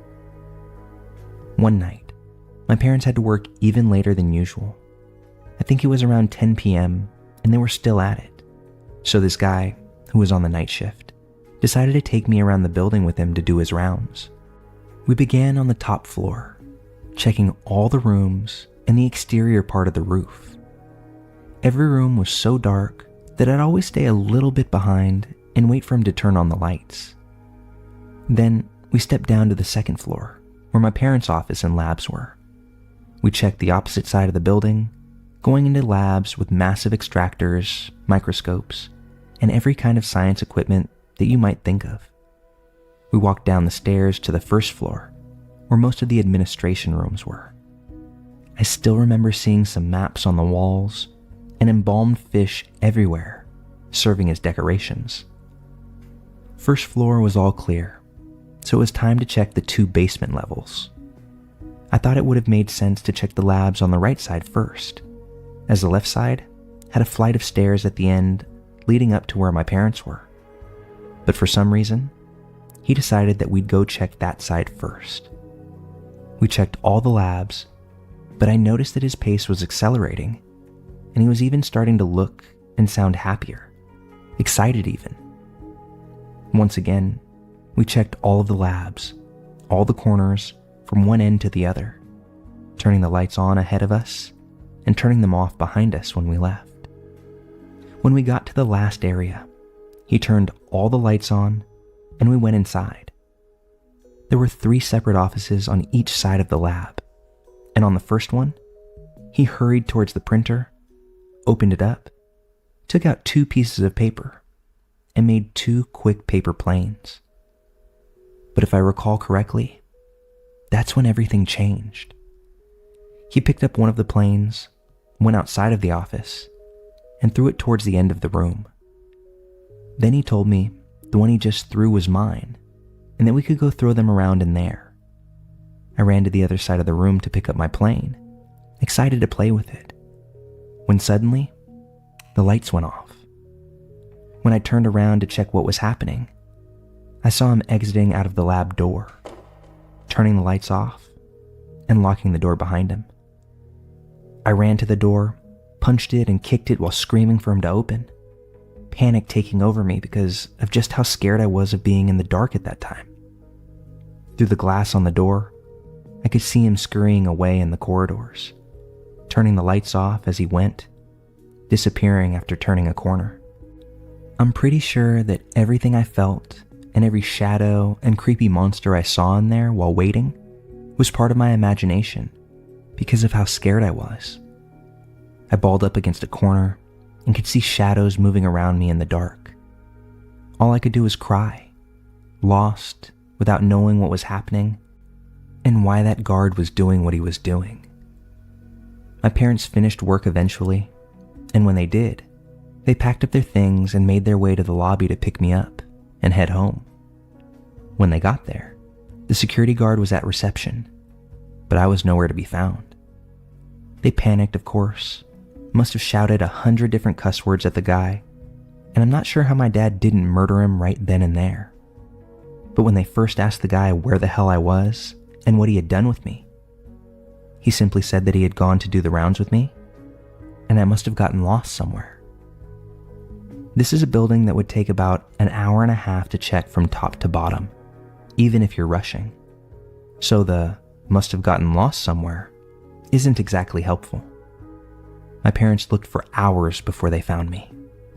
It was only when I saw a far-off light at the end of the corridors leading to the lab that I was in that I got the courage to stand up, rush towards the door, and begin punching it as hard as I could. They finally found me there and made the guard unlock the door to get me out. I don't really remember sleeping that night, and if I did, it must have been out of exhaustion. But I know I made my mom stay in the bedroom with me the entire night. Of course, my parents made a complaint against the guard, and when they did, the guy started being investigated. He was quickly fired and arrested, although very little of that had to do with me. He didn't get fired for locking me away where he probably hoped that no one would find me, but he was fired because he had been partnered up with other criminals to steal computers and equipment from the building, selling the computers along with the information held on the hard drives for profit. By then, he had stolen a lot of old computers without anyone realizing, and who knows what his plans were for me that evening. I'm not convinced that locking a crying child in the middle of the darkness, hidden away in some room, is exactly the most normal behavior if you're not trying to conceal them and then come get them later when everyone has left, perhaps as an effort to sell them off as part of your product. Luckily, he never had the chance to do that. I also really hope that he never got to do that with any other kid.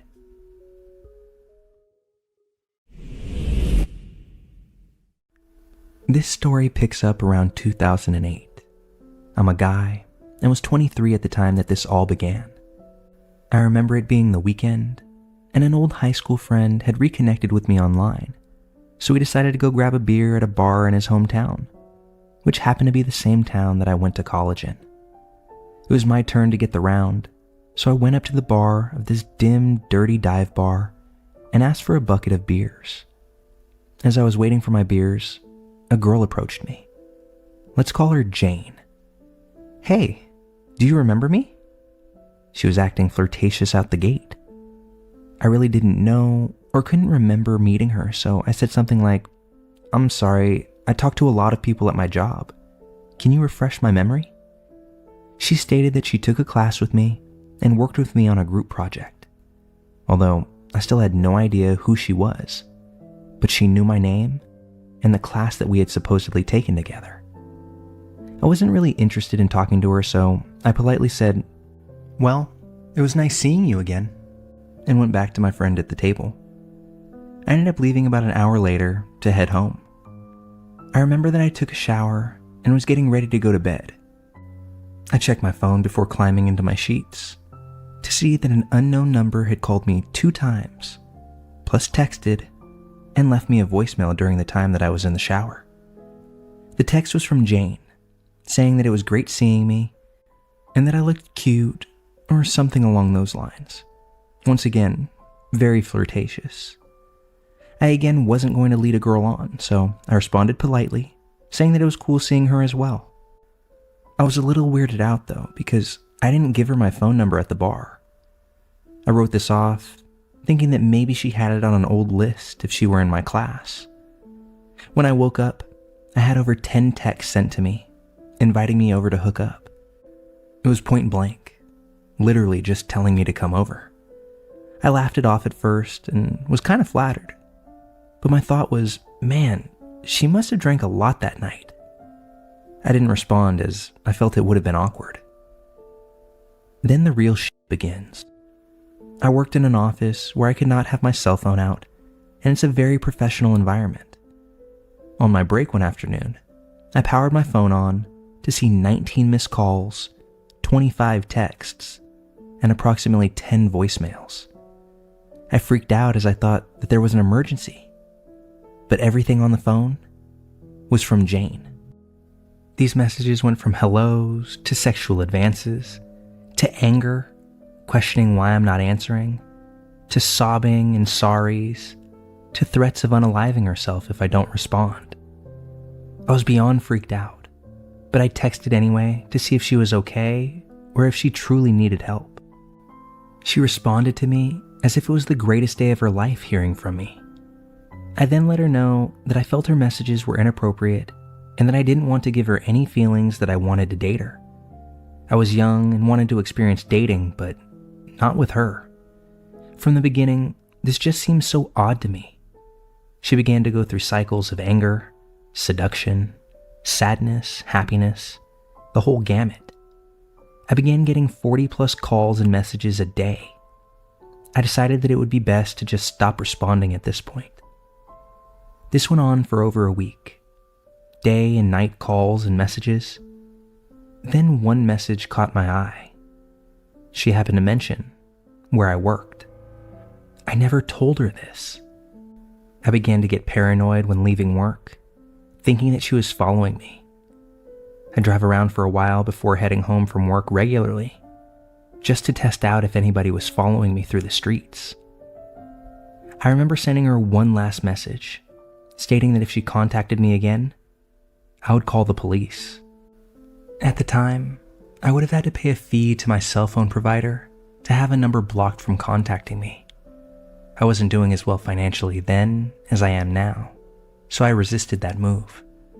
But after sending the message threatening to call the authorities if I heard anything more from her, I never did hear anything more from her. But those days and weeks after this interaction absolutely stuck with me. The fear of being followed home or having her catch me when I was out all gave me chills. There were a few times that I had that someone's watching me feeling when I was at the bar or gym. And one time I think I saw her standing outside of my office building, but now, given the time that has passed, I don't know if that was just my worry-fueled imagination or what.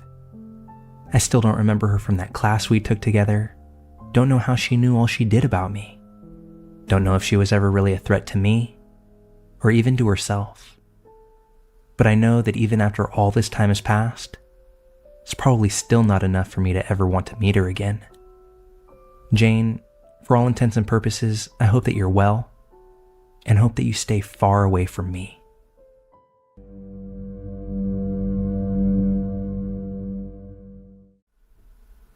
So I'm a 24-year-old female living in Los Angeles, California. I left my home state when I was 18 and moved out west for school.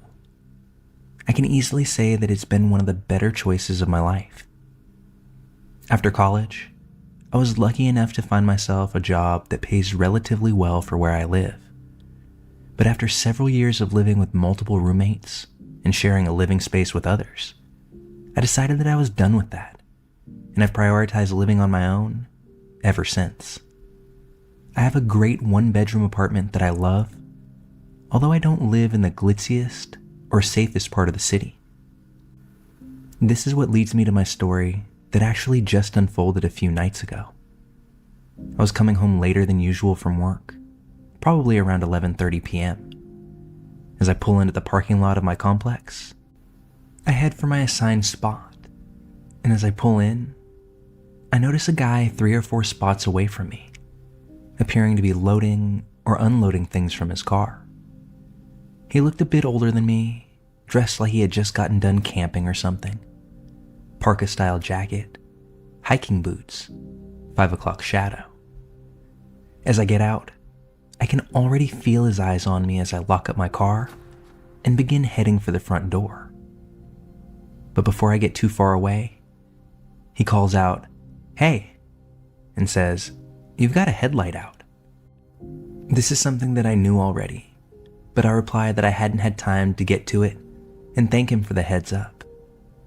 As I turn to leave again, he says, "Well, I can probably take care of that for you, if you want."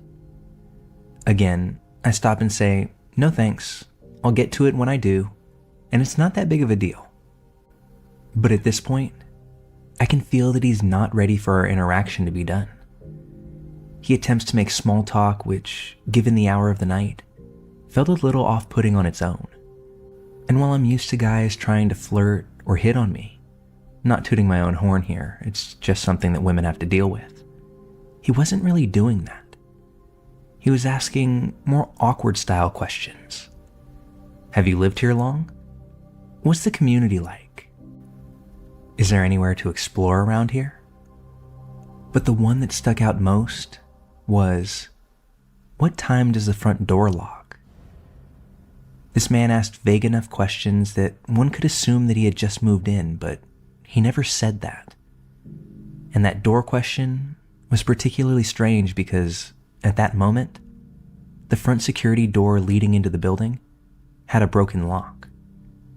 This is something that both myself and other tenants had shared with the building manager, but nothing had been done about it yet. The door would open and shut with a loud click, so it might sound as if it were bolted shut. But one pull would tell you differently. Now, this dude was sketching me out, so I didn't want to be super forthcoming with any response really. But by the time his last question hit, I decided that it was time for me to head inside. I excused myself as smoothly as I could and headed for the door. Once I was sure that he wasn't following behind me, I held out my key as if I were having to unlock the door, and as securely as I could, I shut it behind me. Now, I live on the first floor, and my apartment windows face the parking lot. Hold on to that for the time being. Once I get to my own front door, I quietly listen to hear if anybody is messing with the door in the lobby. I don't hear a thing, so I open my door and quickly shut and lock it behind me. My next instinct, like most people, is to flick on the lights in my dark apartment. But before my hand hits the switch, I get this cold feeling. A feeling that was instant and told me, hold off on the lights for a second. Instead, I grabbed my phone. Now, the building that I'm in is equipped with a communal version of a Ring doorbell. It sits at the main entryway and serves as a way to see who is at the door before any of us residents buzz someone in, when the door is locked at least. When I open the app up, I can't help but notice that same strange man standing about 20 feet from the door, just staring up at the building. It was an odd sight, but it got me wondering what exactly he was doing, because he stood completely still and looked as if he were a statue. Like he was waiting for something. Well, as a woman, you have to be more aware or more ready to connect the dots or whatever you want to call it, compared to our male counterparts. My mind jumps from his outwardly strange demeanor to a realization of what he actually is doing. This man saw me park in front of my building. He watched me walk into the building. And now, I believe that he was waiting to see if he could figure out which apartment was actually mine. I froze and kept my eyes fixed on my phone. He kept his eyes fixed on the building. And we kind of just sat in a stalemate for about 5 or so minutes. Like I said, I live on the first floor. And while my windows aren't exactly on the ground level, they are only 10 or so feet above the ground and don't have any sort of bars or deterrent on them. So I for sure wasn't about to key this guy in on where I stayed. After a little while, it seems like dude just kind of gave up. He took a few steps towards the door, peeked in through the glass entryway, but thankfully, never touched the door handle. He turned and walked back towards where his car was parked. And while it was only a matter of moments between him staring in and walking off, it was easily the most unsettling part of this interaction. I never saw his car drive by the camera towards the exit of the lot, but after gaining a little courage to look out the window, the car was no longer in the spot that it was when I pulled in. While this story might not resonate with most people as being the most creepy, I wanted to share this more as a precautionary tale. I'm not sure why this guy was so interested in where I lived, but it didn't give me a good feeling. And when that sensation hit my gut, telling me to not turn on my lights, I think that was something worth listening to. So, to anyone that hears this, I hope that it at least gives you something to ponder in terms of not broadcasting to everybody, especially those that may not need to know where you choose to lay your head. Thanks for listening.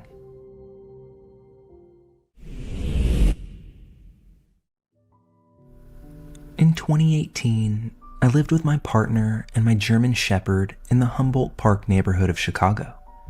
I was 33 years old at the time, and our apartment was a 4th floor walk-up unit. Very typical low-budget Chicago rental in an up-and-coming neighborhood. The layout of our building is going to matter to this story. Our building had a total of 12 units, mine, and the 3 below me, and had a shared front entrance, and the other 8 units were through a second entrance. All 12 apartments had connected back porches and stairs that shared a walkway to a rear gate, which led down to an alley. From the front stairwell, there are windows on each landing to the back porches, so you can see the back door of my apartment when standing at the front door through that window. We had good relations with our neighbors, especially those that lived directly below us and shared our front door. This was a thing that saved all 3 of us, my partner, my dog, and myself. My partner was in a touring band at the time and would leave for weekends or even weeks at a time. And it was a scary thing for me because I was assaulted and stalked by an ex in my teens and 20s, and I still have the PTSD from it. I was always worried that something would tip off my ex, and he'd start stalking me again. A little less than a month before our 2-week tour my partner had scheduled, I received a creepy Facebook message from that stalker ex from yet another new account. About a week after that, my car was broken into. The glove box was emptied, things were thrown around, but the only thing that was taken was a bag of dog treats. I had about $20 worth of change in the compartment between the seats, and they left the money. I was on high alert at that point, and very scared about the time that I'd be alone during the tour. My partner was kind of irritated with me and the situation, and felt that it was too last minute to cancel, especially over what amounted to a bad feeling and a few isolated things that weren't direct threats. And truthfully, car break-ins are very common in Chicago. It's happened to me like 15 times, and the police usually do the reports over the phone, don't even come to the scene. What I found really strange was that the thief didn't take the money though.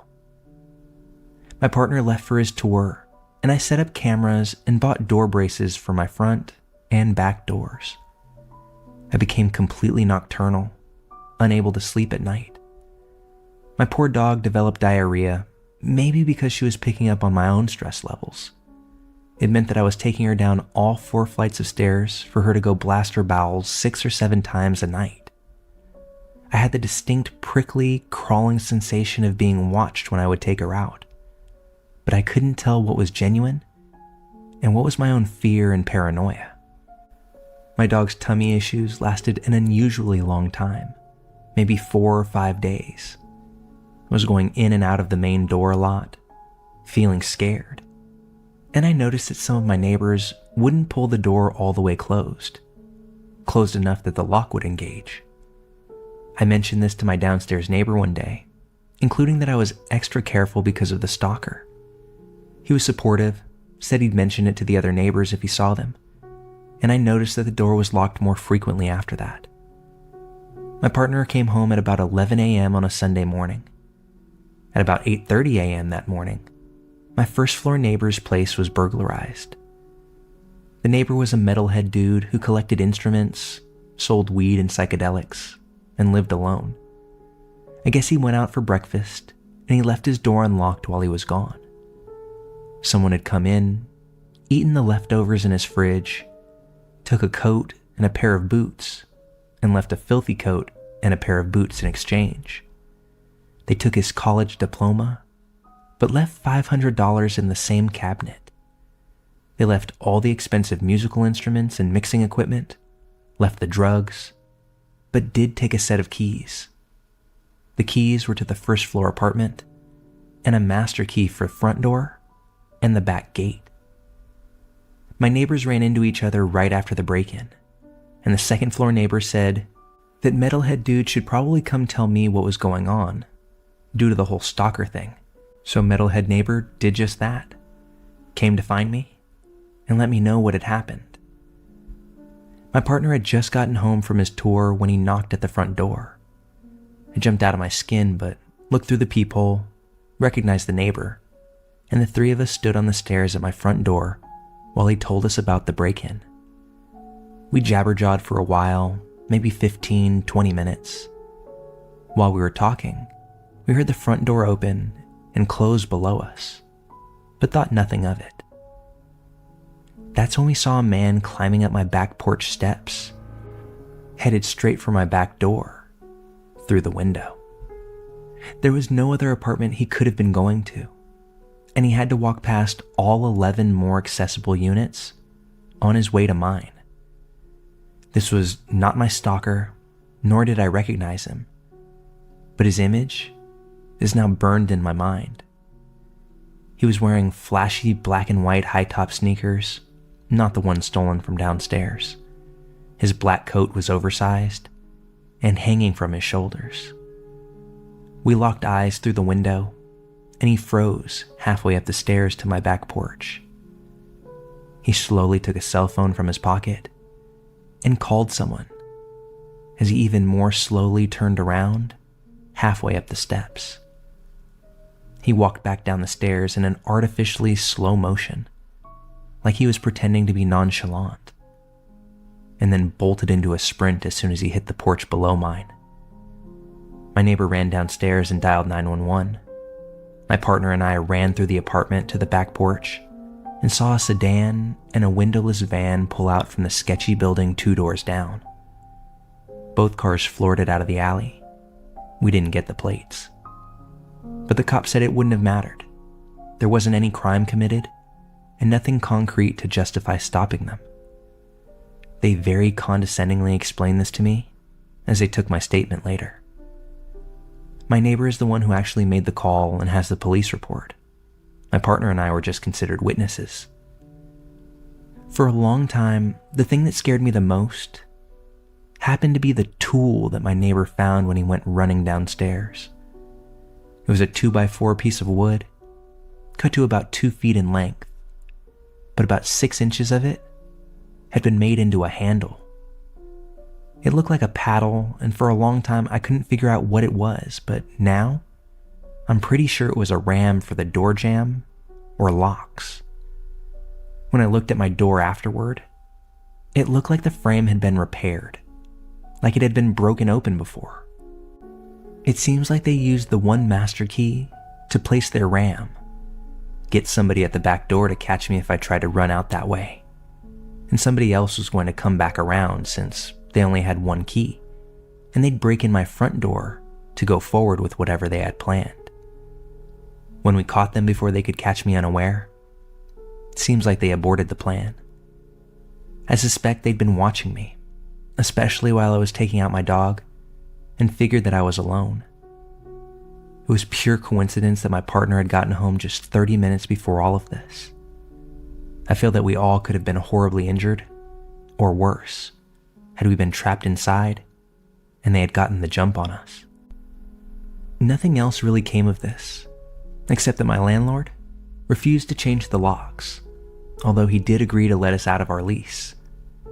I moved out of Chicago, and now I've added a younger dog that I'm training to do some bite work. My house is surrounded by cameras and floodlights and wingnut neighbors. So, whoever was on my back porch, and whatever you had planned, let's not meet.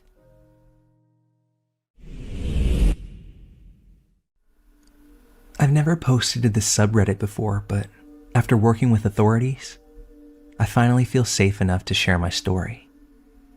For context, I'm a 20-year-old female, and I started an OnlyFans account over the summer to support myself through school, and things were great until I posted my Amazon wish list. Amazon doesn't release your address to people who gift you items, but third-party sellers can, and I believe that that's where I went wrong. By the way, Not trying to promote it here. This is a very frightening story, and I felt like it should be shared. In late July, I got a puppy. And one evening around 2 a.m., I took him outside to go to the bathroom. While he was doing his business, I happened to notice a car parked outside my family home. I saw a figure in the car, but I couldn't really make out their face because it was pitch black. But from the way they were facing and the position of the car, it certainly felt like they were looking at me. Feeling a bit uneasy, I picked up my puppy to take him back inside. And once I started to move, that car that was parked inched towards my driveway. I sprinted back inside and locked the door, expecting whoever it was in the car to approach the house. But no knock ever came. The next morning, I went to check the mail, and I found that there was an envelope inside, addressed to my OnlyFans name with about $50 in it, but no note. I was currently still at home with my parents, who had no idea about my OnlyFans account, so I didn't want to have to explain that, so I just kept it to myself. A few weeks later, I moved back to my college town to get ready for school. At this time, I had stopped posting for the time being until I could figure out how that person got my address. I've watched enough crime shows to know there's a possibility that I could be in danger. I live in a duplex with a gated parking lot for reference. One morning, I was planning on vlogging my trip to Target because I was planning on starting a YouTube channel in the near future, since OnlyFans now felt unsafe. When I got to my car, I realized that it had been ransacked, and my vlogging camera was now missing. I know it's my fault for leaving it in my car, but I was using it the night before, and since I lived in a gated area, I didn't think that it would be unsafe. It wasn't in plain sight either. I had it hidden in my glove box. I used that camera to film my content, and the SD card inside had all of my unreleased photos and videos. I know that they stole it just for the SD card, but this is where the story gets weird. There are cameras outside in the parking lot, so we were able to watch this person break into my car and find the camera. They didn't happen to touch any of the other 7 cars in the lot. It seemed like they knew which car was mine, which suggests they had been watching me for a while. After they got the camera, they walked around the duplex until stopping near my window. My bedroom faces an outside street, and my blinds happen to be broken, so it's fairly easy to see in. I have a curtain, but it doesn't cover my window all the way. That's when we saw that this person watched me sleep for nearly an hour or so, using the camera they had just pilfered from my car to do the recording. I have no idea why they didn't try to break in, but I thank God that they didn't. This person, whoever it was, then sold the camera to a pawn shop, and since I knew the serial number, the police were able to find it. When I got it back, the camera was still in perfect working order, but predictably, the SD card was missing. I believe the police are still trying to track that person down, but I broke my lease and moved to a new place, so hopefully that will keep me safe. I no longer create content. No longer do I want to have a YouTube following, or literally any type of following now. Part of me wishes that I were more creative and had found a way to make money for school in a different way, instead of putting myself out there the way that I did. But a bigger part of me wishes that online creeps would just stay online and away from me in real life.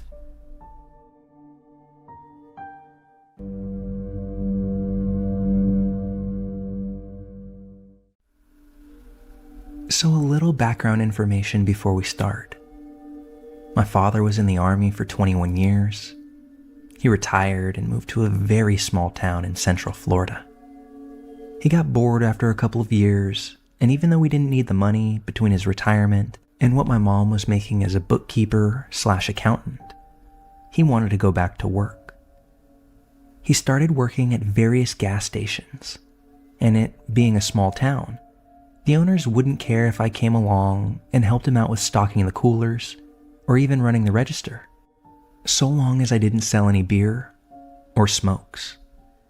This all took place in the late 80s and early 90s. The actual story that I'm going to tell took place in 1990, and I remember the date well because it was shortly after my birthday, and being 15 in Florida, I had just gotten my learner's permit. My dad would let me drive him to and from work just to get some experience on the road during both the day and night. I was sitting in my usual spot at a table in the gas station that was set up along the windows. I had a book in hand, feet propped up, and a Mountain Dew on the table, along with some snacks. I would generally spend most of my evening that way, reading books, getting up to run the register, or stock the cooler at different times. I remember glancing up because something caught my attention that was unusual. I realized that it was a lady walking up to our parking lot from the direction of the interstate. The gas station was right on I-75, if that helps. This in itself was pretty strange, because where we were located, you didn't get many people walking, and definitely not walking from the direction of the interstate. I figured she had broken down somewhere and was coming to use the phone to call for a tow truck or something along those lines. But I was completely wrong. She walked into the store, looked around for a few minutes, and that's when I remember getting this strange and creepy feeling about her. She walked up next to the counter and began telling my dad this story about how she had become stranded and needed a ride up to the next big town up north from us. Ocala was the town. This is important. My dad lets her know that he's working and there's no way that he can take her. That's when she turns her focus to me. And while she's looking away from him, my dad catches my eye and subtly shakes his head no. I was confused for a moment, but then she turns back to my father and points at me, asking if I can take her. My dad responded back that I only had a learner's permit and wouldn't be able to drive her anywhere and then drive back. Now, normally I would have done it, even though it was illegal, because I'd done it a few times before already. But I didn't argue with my dad, since this was completely out of character for him. He was normally chatty with the customers, but for whatever reason, he was almost curt and dismissive of her. Turns out, he had that bad vibe about her from the moment that he had seen her walking up the drive. Well, she cusses him up and down for a minute, and he basically tells her to get out of the store. She slammed the door open. I thought the glass was going to break from how hard she had slammed it. And then she stalks out of the store, back down the driveway. I keep an eye on her as she walks, and continue to watch as she makes her way back up to the interstate and starts up the northbound ramp, walking off into the night. Almost a year passes. I'm in my bedroom one night, less than a week before my 16th birthday. I hear my dad yelling from downstairs, "Son, get down here and look at this." I quickly run down to the living room and see my dad pointing at the TV. There's a mugshot on the TV of a woman, and it only took me a moment to unscramble my brain and realize that I recognized the photo. It's of that woman that came into the gas station that one evening. Turns out that lady was a woman named Eileen Warnos. A quick Google search will tell you that I almost willingly gave a car ride to one of, if not the only female serial murderer known in the United States that night. She had been arrested at some bar in early 1991 on a weapons charge from several years back. But within a week of being in custody, she confessed to killing 7 different men in the years leading up to this. She was convicted of first-degree murder about a year later and put to death in the early 2000s. It's been 33 years, and even now, I still have nightmares about what could have happened that night. I was ready to just get out on the road, maybe do a good deed for this woman while I was at it.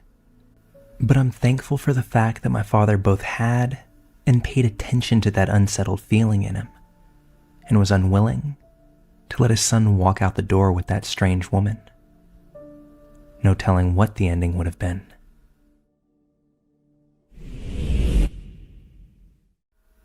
This story occurred back in 2017. Due to a multitude of factors, including a recent death of a close friend, I was unbearably depressed at this time in my life. For that reason, my family flew across the country to visit me in LA, where I live. We thought it would be nice to visit the historic Catalina Island. When we arrived, it became apparent to us that it was the off-season. Being in late November, the weather was cold, and as a result, the island was nearly empty, besides locals and a few straggling tourists such as ourselves. Our first priority was to ditch our luggage so that we could explore this island. So we immediately checked into our motel, although that word hardly does this place justice. I call it a motel because all the doors to the rooms exited to the outside, but in actuality, our room was one of 20, maybe 30 quaint-looking guest cabins, arranged in sort of a horseshoe shape around a walkway, with rooms finding their way to either side of the path. The entrance to the motel was essentially one of the points of the horseshoe, and if you walked dead straight, you'd reach the room that we were given. Basically on the corner before you have to go right to go further into the horseshoe. So from our room, one path led back to the street, the other further into the secluded maze of rooms. I encourage you to stay with me on this. After a day of exploring and having just finished dinner, it was time for the cold, dark walk back to the room. Catalina Island is a decent distance from the mainland, and let me just say, it gets dark. Similarly dark was my headspace after the dinner conversation took a left-hand turn and my overwhelming depression got the best of me.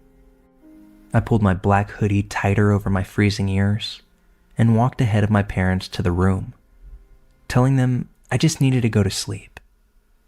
And I did immediately. Depression sometimes makes that easy. I was already losing consciousness as they entered after me, drifting off without so much as a good night. Later on, though, I woke up to my mom saying my name. A harsh whisper. The room had 2 beds, my parents' bed closer to the door, and mine further into the room. My mom's voice cut through the silence again. She sounded concerned this time. I didn't blame her, considering my mental state. Groggily, I rolled over. "What?" I asked. As my eyes adjusted to the dim moonlight coming in through the curtains, I saw her turn to face me. She was surprised to see me in bed. Her eyes got wide. If I'm in my bed, who was she talking to? We both looked back to where she was previously looking, to see a hooded figure in all black standing over their bed. Now, I know the context that you're listening to the story in. You know that something creepy is going to happen. But I have to underline just how horrifically startling it is to be on an island in the middle of the ocean and wake up to see a hooded stranger looming over you. This particular moment seemed to last a lifetime. Life isn't like the movies, though, where characters unleash a blood-curdling scream. Sometimes, the only thing that comes out is something panicked and guttural. My mom's words became low and severe as she said my dad's name in a dire voice that I don't think I'd ever heard her use before. Then the hooded figure did something so bizarre and unsettling. It didn't advance towards us, but instead crouched in the corner near where it stood. The way it crouched was so absolutely unexpected, even in regards to this already unexpected situation, that it terrified me. It seemed almost animalistic. I knew 2 things. The hooded figure had been standing over us sleeping, and it's not acting in any sort of way that I can understand. As opposed to the infinite moment of this figure standing over us mere seconds ago. The series of events that unfolded when my hulking, ex-military dad woke up happened in only an instant. Suddenly, we were out the door, not knowing which way the intruder went. My mom was screaming, "Get him! Get him!" My dad was running down one path of the horseshoe, further into the hotel, shouting through sheer adrenaline, "I'm going to fucking kill you." I ran down the other path towards the street. When I got there, not one sign of the intruder, but it became suspiciously quiet behind me. I ran back to the room to find my dad quietly walking back, his head low. He gets really close to me and I hear him say, "It's a kid. It's a fucking kid." The explanation? Some young teen, tall and lanky as I am, wearing all black including a black hoodie, went into the wrong room. Our room. The one time my parents just so happened to forget to lock the door. My mom woke up when he entered, and seeing a tall person in a black hoodie, thought it was me, assumedly leaving the room in a depressive episode. And when the hooded figure crouched, that was him realizing his mistake, and then panicking. He was scared of us. As I got back to the room, my mom walked out and hugs this kid, who's now crying his eyes out. And let's be real, I would be too if a massive ex-soldier was sprinting after me with murder in his eyes. So, to the now traumatized kid from Catalina Island, I look forward to reading your Let's Not Meet of this same event, only from your perspective.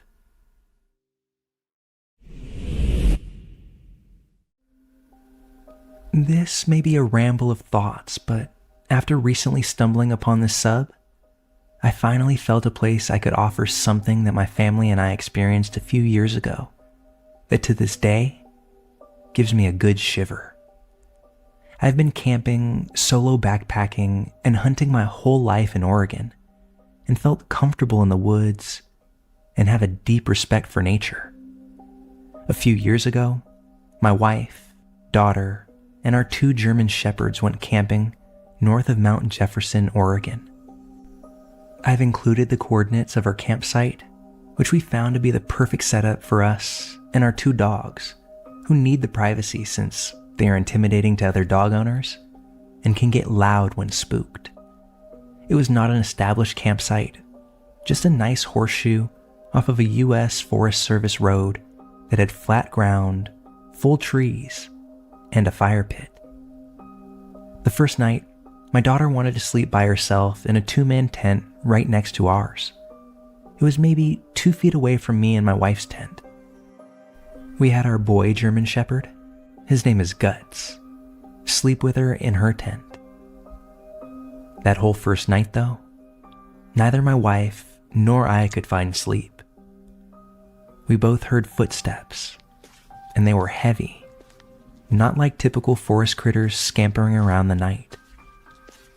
I was well armed because, well, I was paranoid. I had read recently, before departing, about a dad in California who was shot and killed in a tent next to his 2 infant daughters. Needless to say, both my wife and I had 2 pistols and my rifle with me. The dogs are great at detection, and that is why I felt my daughter could sleep alone, because Guts is completely fearless, and nothing would lay a hand on her without a battle to the death. All in all, nothing but bad vibes and loud footsteps occurred that night, which I ultimately decided was a deer or maybe some elk. Day 2, morning. We go for a walk down the road, and maybe 300 feet away, I see an abandoned road where a rusted gate post was covered in vegetation. Something of blue color caught my eye, and Guts immediately takes off running down this abandoned road. My heart begins to race because I think it's another family camping like us, and he's going to get himself shot or scare some innocent people to death. so I chase after him as fast as I can, and the rest of my family follows. He stops after 20 feet into the road and me yelling his name, but I have covered just enough distance to see that there is nobody there, but there is something off about the sight. I yell, "Hello, is anyone there? Sorry about the dog." But I got no response. My curiosity gets the best of me, and I have to see what the sight conditions were. As I get closer, I know something is wrong. It had all the necessities for a campsite, including a cooler, propane burner, tent, blankets, folding table. But every single item had been completely destroyed, smashed and torn from what appeared to be claw marks. We all walked around in circles, puzzled why anyone would leave all their camping gear behind, including an expensive REI tent. I figured, well, someone left in a hurry, and animals got to the rest, is the only logical explanation. Still, a propane tank and cooler were flattened by something, and it certainly wasn't snowpack with tree coverage in that spot. As the afternoon begins to roll in, me and my daughter are playing bocce ball at the campsite, and my wife goes walking maybe 70 feet north to do her business.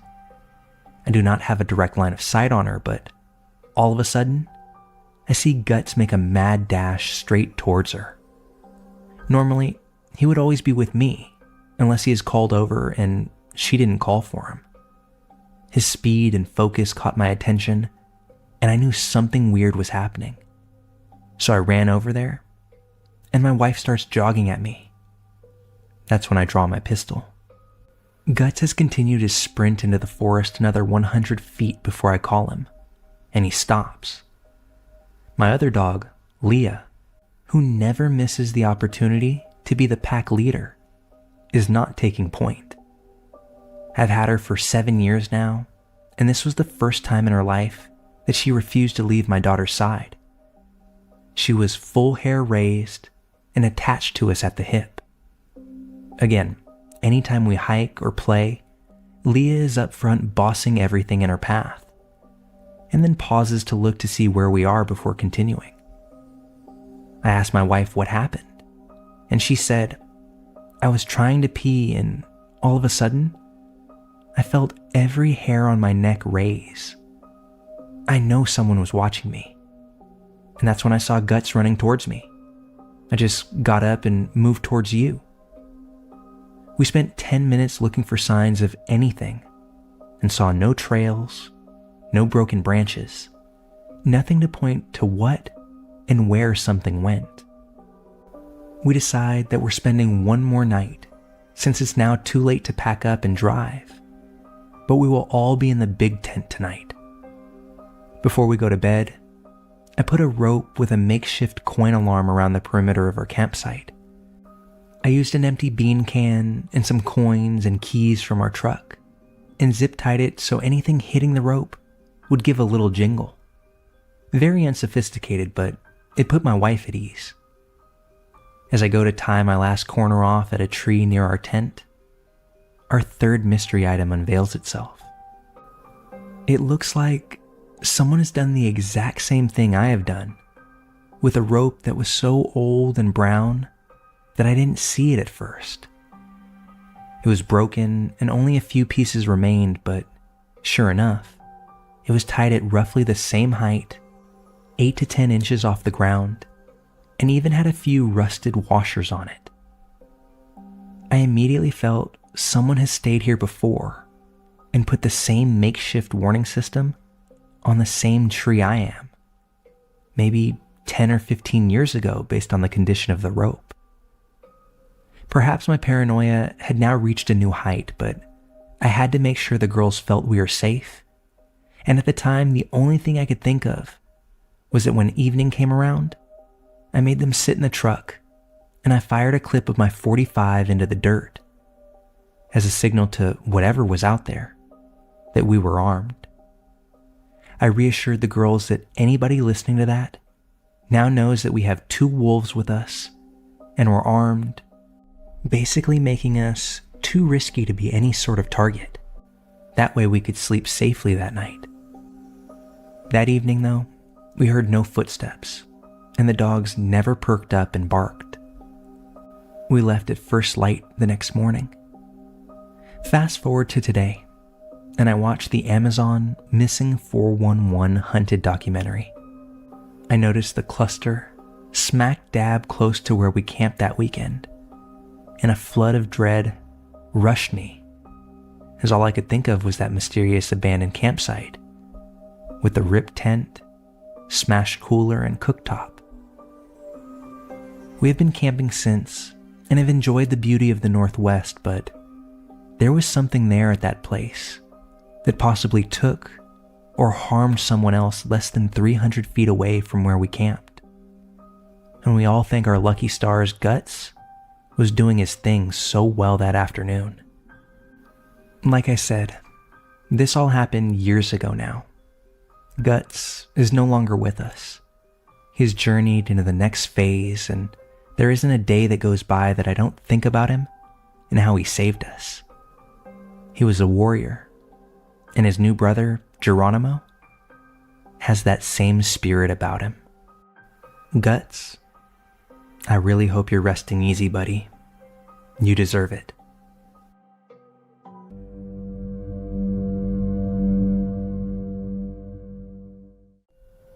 Just a little bit of context before I jump into the story. When I was 19, I lived with my mom in a ranch-style house on a road that backed up to a very large field. On the other side of our property was the main highway. About a half-mile down from us was this loony farmer, and about a mile in the other direction of us was pretty much a crack house. I guess that at one point, someone did used to live there, but it was run down and torn up, although I will say that the crackheads seemed to stay pretty quiet and to themselves. Other than those 2 houses, we were pretty much completely isolated. At the time, I was working a full-time job and going to school full-time as well. One of my classes ended at 10:30 p.m. I often wouldn't get home that day of the week until about 11:15ish. I was driving home one night, and I noticed some guy walking down the road. He had a yellow shirt and track pants on. I remember the outfit standing out to me because it just seemed so stupid. It wasn't weird to see people walking down my road because of the whole crack house thing, but as I instinctively looked over at him as I drove past, he turned his head, smiled, and waved, which absolutely freaked me the fuck out. So I speed the remaining half-mile home, pull straight into the driveway, a bit weirded out. I made sure all the doors and windows were secure, and then I sat on the couch to be a paranoid freak and wait to make sure that the dude walked past my house. Except he didn't. And by the time that he got to our property, there was another guy with him, dressed in darker clothes that I couldn't make fun of. They actually walked up my driveway and started playing around with my car, testing the handles and stuff, peering in through the windows. It's then that I realized in my hurry, I had forgotten to grab my phone from the car. So I was a touch worried that that's what they were after, until the guy in yellow started to approach our front door. I'm freaking out now, so I go and wake my mom up. She's bleary-eyed, and I'm trying to explain the whole situation when we both hear the doorknob turn very slowly. Good thing that it was deadbolted. My mom got out of bed, walked to the front door, and that's when yellow shirt guy knocked. I perched myself up on the couch so that I could get a good look at him and his friend, who was still in the driveway. Our porch light flicked on because it was on a sensor. "Yeah?" my mom said. A moment of straight silence passed before we hear, "You dropped your wallet." I made it very clear to my mom that I had my wallet. It was in my purse. So she calmly says to him that she has her wallet and that it was too late to be knocking on people's doors. I remember perfectly what he said next. even though this all took place about a decade ago now. Okay, I'm not a bad guy, just so you know. We were all pretty still. No one moved. Not even the guy at the door. Not even when the porch light went off. He just tried the handle again. My mom told me to call the cops and that she was going to get her gun. I told my mom that I didn't have my phone. I had accidentally left it in the car. That's when she walked to the kitchen to grab hers from the charger. She handed me the phone and quickly walked to the bathroom. From where I stood, I could see her stare out the window into the backyard. Then she went to her room to grab her Ruger. I was on the phone with the cops and explaining the situation, all while watching the two guys, explaining that there were two suspicious men at our door, when my mom came back out and said, "There's one in our backyard too," which explained why she had looked out the bathroom window. She had caught a glimpse of the other man from the kitchen and went to go get a more discreet look. My mom walked back over to the door with her gun and loudly said, "If he tries the handle again, I'm just going to open the door and shoot him." Knows why she said that instead of waiting for the cops to arrive, but it worked like a charm. The guys took off down the road. I told her, and she rushed to the bathroom, where the guy in our backyard had apparently seen his friends running down the road and decided to sprint off too. They were headed in the direction of that crack house. The cops searched our property and our yard and went to the drug house, where they found 5 dudes just hanging around. One was the yellow shirt guy, and I can only assume that his friends were with him. They got arrested, and nothing weird like that ever happened again. But I was on edge for a while. I still make sure that the doors are locked at all times every day I'm home, even though I live in a much nicer area now. I know that this story ended a bit anticlimactically, but living it out definitely left both my mom and I unsettled. I still remember the fear that I had in the moment, not knowing what those men wanted and why they were at our door. I've asked my mom about this semi-recently, and without batting an eyelash, she told me that she was scared too, but not the way that I would have thought. She wasn't scared for her safety or wondering why these guys were at our home.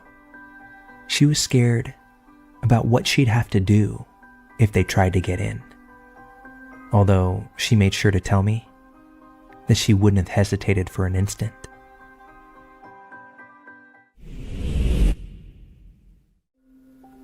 At the time that this story took place, my best friend was doing her social media influencer thing. She wasn't big time, but she did have a big enough following to get free stuff and had been privileged enough to get 2 sponsored trips. She still worked a full-time job, but did the IG thing on the side mostly for the perks, considering that she never made it big enough to live off of. Anyway, this was her first trip. A little boutique hotel from Miami had reached out to her via Instagram and had offered her an all-expenses-paid trip to Miami for Memorial Day weekend.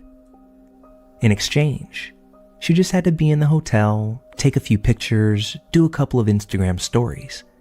She was even told that she could bring a female friend with her if she wanted to, and that everything would be covered for. This was her first time doing this, so at the time, she wasn't really sure of how it worked.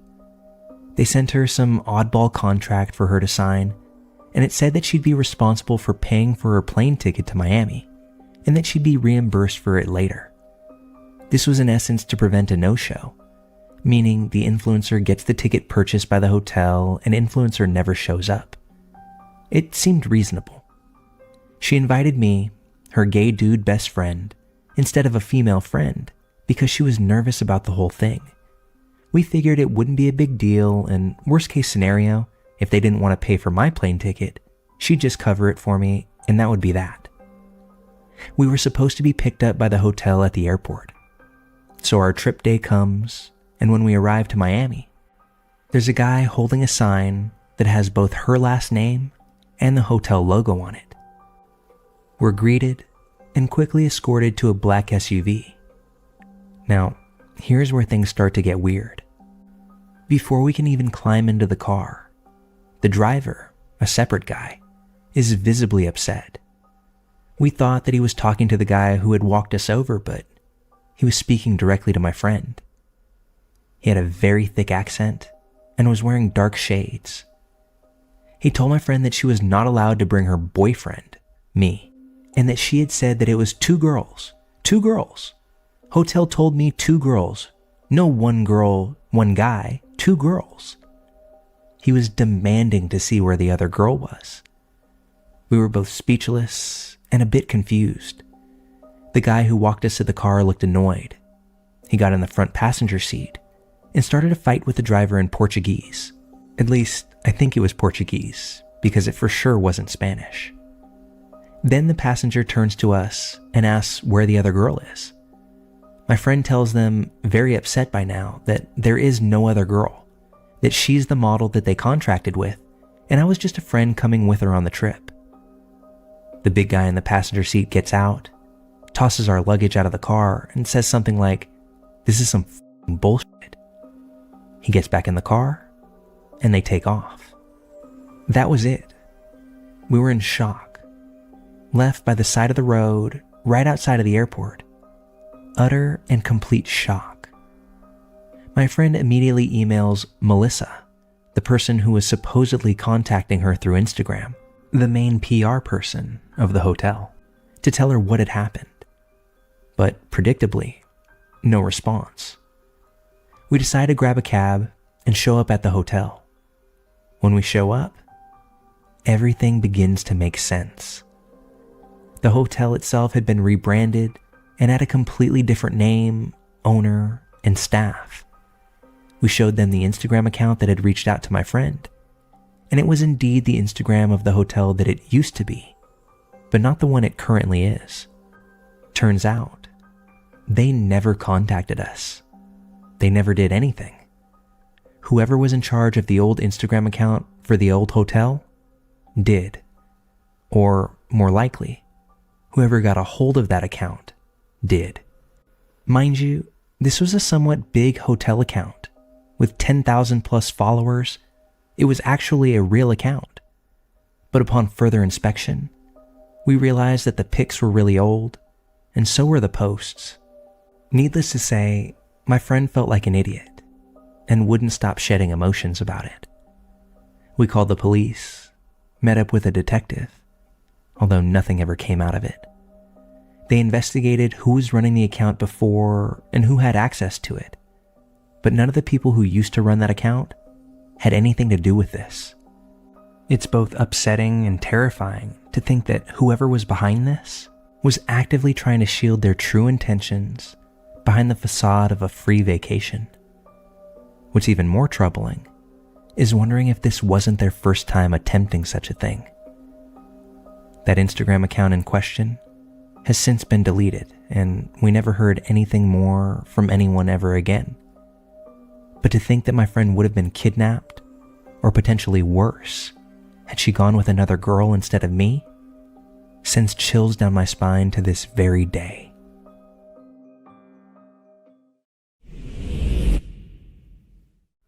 I don't remember exactly how old I was, just that I was small enough to fit in the front baby seat of a grocery cart. That had put us in the very late 90s, maybe early 2000s. I was grocery shopping with my mom at a Costco. For those who don't know the chain, it's basically a huge warehouse where everything is sold in bulk. Food, clothes, books. It's basically a Walmart, but if Walmart sold cereal boxes in counts of 3s, or frozen dinners by the dozen.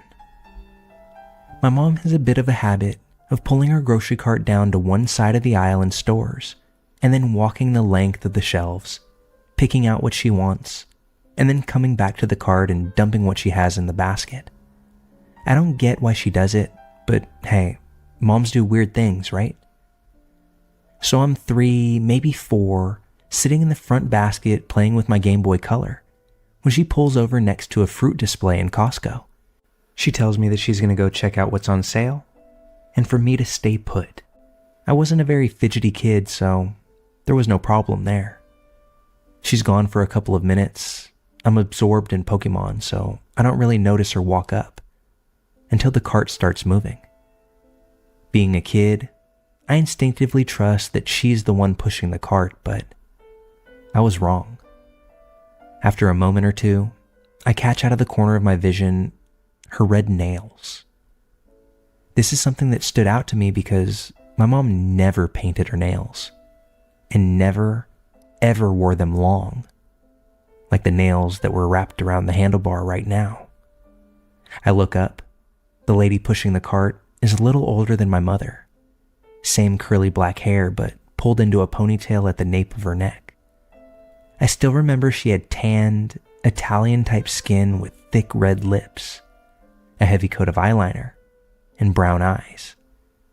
She was pretty skinny. Her teeth were yellowed, and she smelled like what I didn't realize until later, bad BO. This wasn't my mom, and I said so, very loudly. She laughed and looked around and pushed the cart just a little bit faster. I said it again, and she looked me dead in the eyes and said, I'm paraphrasing here because I don't remember the exact wording, "Oh, sweetie, what game are you playing? I am your mom." So the way Costco is set up, at least ours, is that in the produce area, instead of aisles, they're more like islands. They're large square setups that you can see the entire length of the produce section if you walk in that area. So of course, I can see my actual mother a few displays away. As loud as I could, I remember yelling, "Mom!" and watching her head whip around to look at me, right as this lady is trying to cover my mouth with her hand.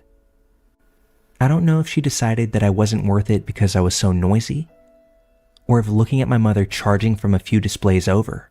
Side note, my mom is not a petite woman. She's built like a linebacker and played both softball and roller derby throughout college. She's more of an ox than a human woman, but that's what I appreciate about her. But anyway, this woman squeezed her hand around my little face once and then booked it. My mom comes running up to me and starts asking me a million questions at once.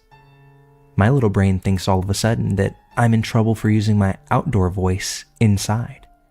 Because she looks so mad, I begin to cry.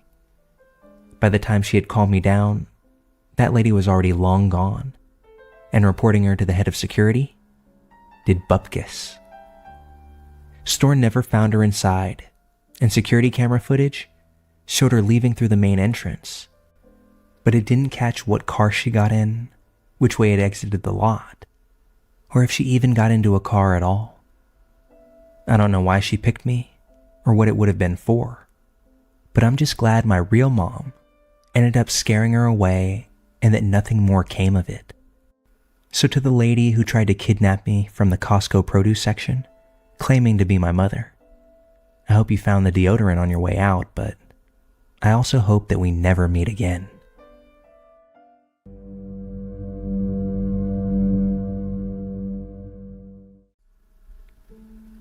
The story that I'm about to share took place about 5 years back when I was still in my senior year of high school. At the time, my mother and I called Southern California home, and although that has since changed, the hairs on the back of my neck stand up every time I think about this particular evening. It was fairly late, maybe 8:30 or 9 p.m. We had just walked through the door after a long day of driving and visiting family. But before either one of us could settle in and get comfy at home, we realized that our cat had no food left in the house. We were both utterly exhausted from the day, so the idea of trekking off to Petco for Meow Mix was a bit of a nightmare in my book. While I really didn't want to go, my mother all but pleaded with me to make the trip with her, and after having my arm thoroughly twisted through parental guilt, I gave in. While I was stewing in my own wants to stay home and play Xbox, I had no idea then just how thankful I would be that I ultimately took the drive with my mom. A little more groundwork for the story. My mom drove a 2012 Honda Accord at the time. It was an economical, gas-saving car for my single mom, but she loved that thing. She had personalized floor mats, a nice sound system, and windows tinted so dark that it kind of felt like you were riding in a limo sometimes. I always loved the bass of the subs in the back, but looking back, that tint might have been the sweetest addition to that car. We pulled into the Petco parking lot where there were only a small handful of other cars spread around the lot. A few right in front of the store, a few more towards the very back of the lot, but only ours seemed to take up the ground in between. My mom knew I wasn't thrilled to be on this journey, so she suggested that I waited in the car while she ran in and quickly grabbed the cat food. I agreed because I didn't really want to go in anyway. She hops out of the car and hustles into the store. But as she does, one of the cars that was parked near the rear of the lot pulled up a few rows and parked in the spot one space over from ours on the passenger side. I remember thinking that was a bit odd, but as the man in the driver's seat got out, he quickly retrieved his large German Shepherd from the back seat. At that point, I just thought that he was trying to get closer to the store so he wouldn't have to lug his big pooch the length of the lot. But there were so many other spots that he could have taken. Why the spot right next to us? The man and his dog headed into the store as well, but only about as far in as the first set of displays. Dude seemed like he looked at the same end cap of dog treats and chews for 5 or 6 minutes. He only moved away from that stand when he saw my mom coming down the nearest aisle. He jumped into the checkout line right in front of her. Once he was done paying, he stationed himself basically right outside the automatic doors of the store, but positioned slightly to the side so he could glance back in at my mom while she paid. Once she exited the store, that's when he turned and followed her towards the cars. My mom gets to the trunk, pops it, and begins to throw the 2 bags in her arms inside, when the dude next to us does the same. But as he pops open his trunk, I hear him speak to my mom.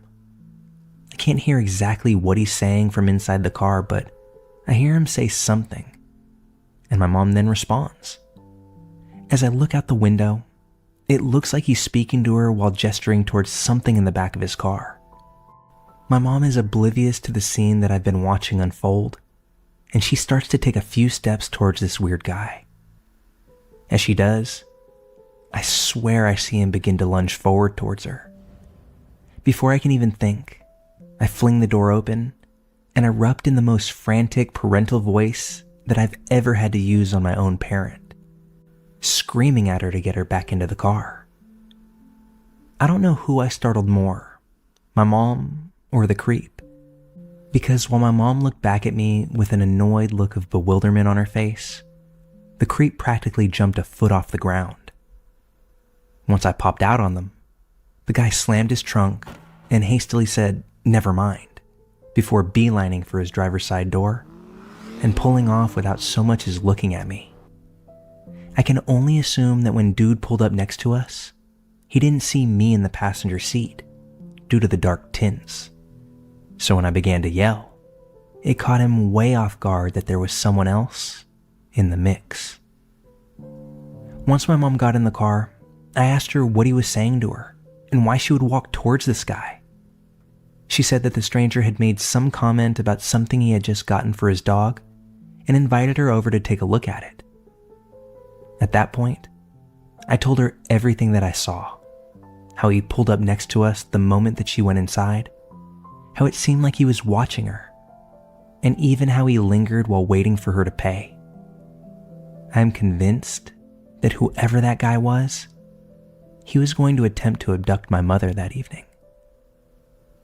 Telling the story still causes me to feel my heart in my throat, because I truly feel that had I not been there that night, I may never have seen my mom again.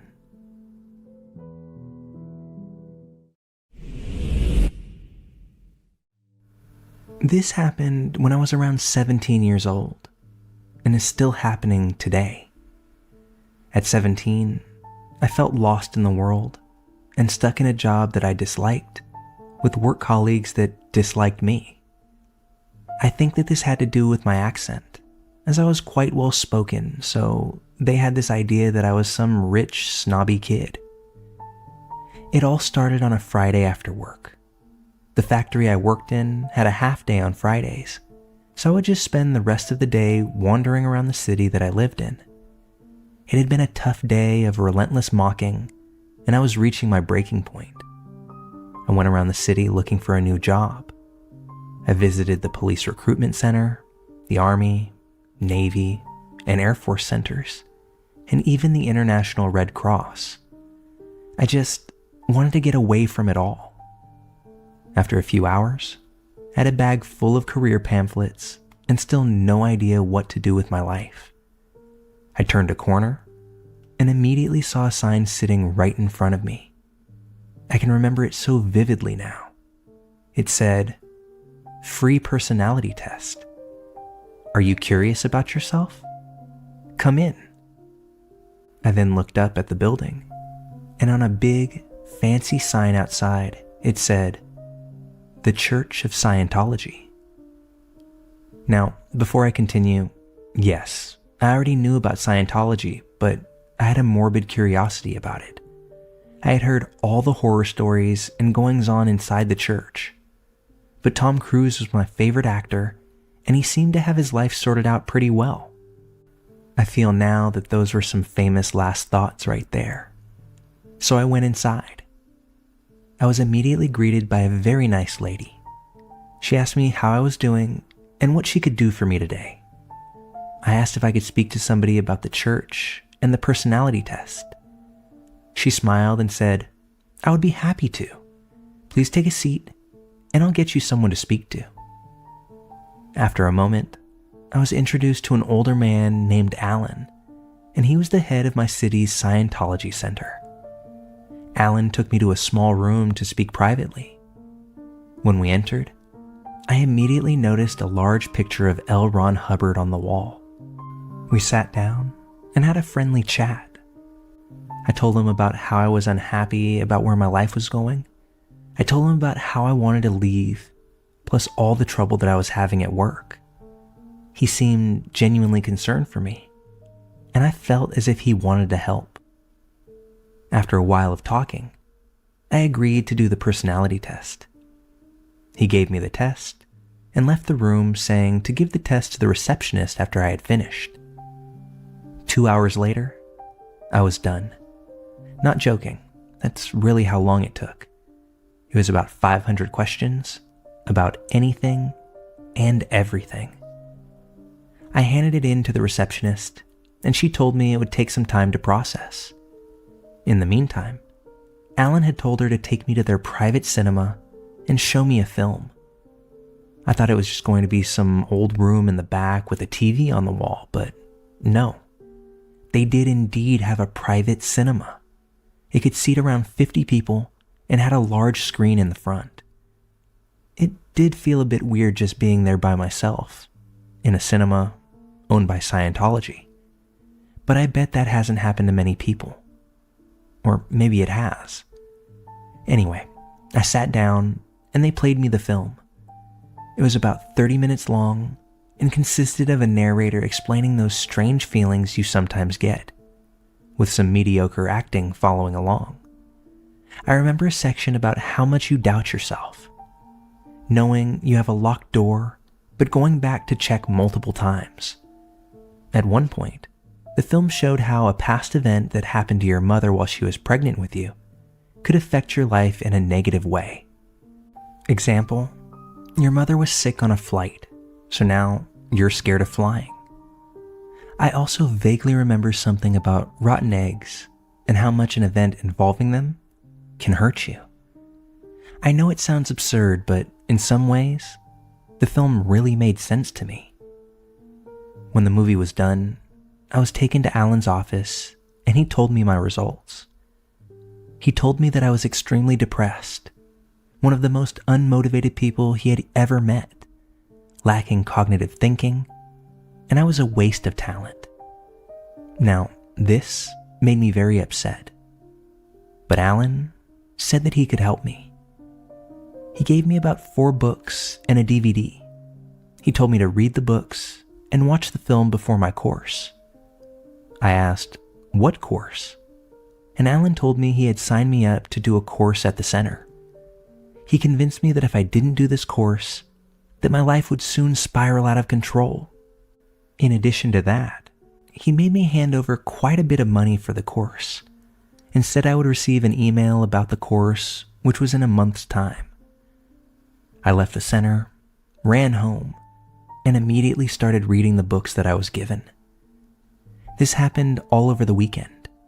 I had basically locked myself in my room and did nothing but read and reread those books and watch the DVD over and over again. Over the next week, I began taking notes about myself and my family. I emailed Alan with questions and concerns. I started resenting my mother for my life. I began to think that she was the problem, that everything bad that happened to me was the result of her. And I started treating her badly, swearing at her, and did the best that I could to ignore her. When I emailed Alan about my mother, he told me that if she was the catalyst for my problems, then maybe I should consider disconnecting from her. And I took that bullshit seriously. I made plans to totally leave her out of my life. A week before my course, I developed some kind of God complex towards everyone around me. What I read in those books told me what I could become. I saw everyone in my family as below me. I really became a truly spiteful person. Just days before my course, I was confronted by both my mother and father. They said they were concerned about me and that they had searched my room. My dad took out all of my Scientology books and the DVD. I was outraged. I screamed and swore at them. I said horrible things to them. I told them about how I was going to leave them and how I never wanted to see them again. Hours of arguing back and forth, tears and swears. However, in the end, they did convince me that the church was a bad place. They said, if I was so miserable at work, I should have told them.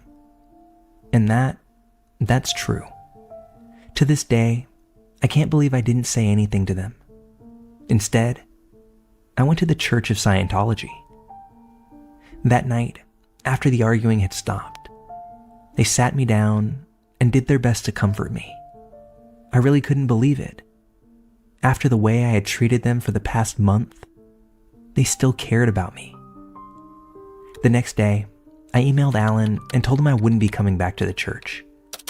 He quickly got back to me asking why, asking if it was my family and if I was being forced to not go.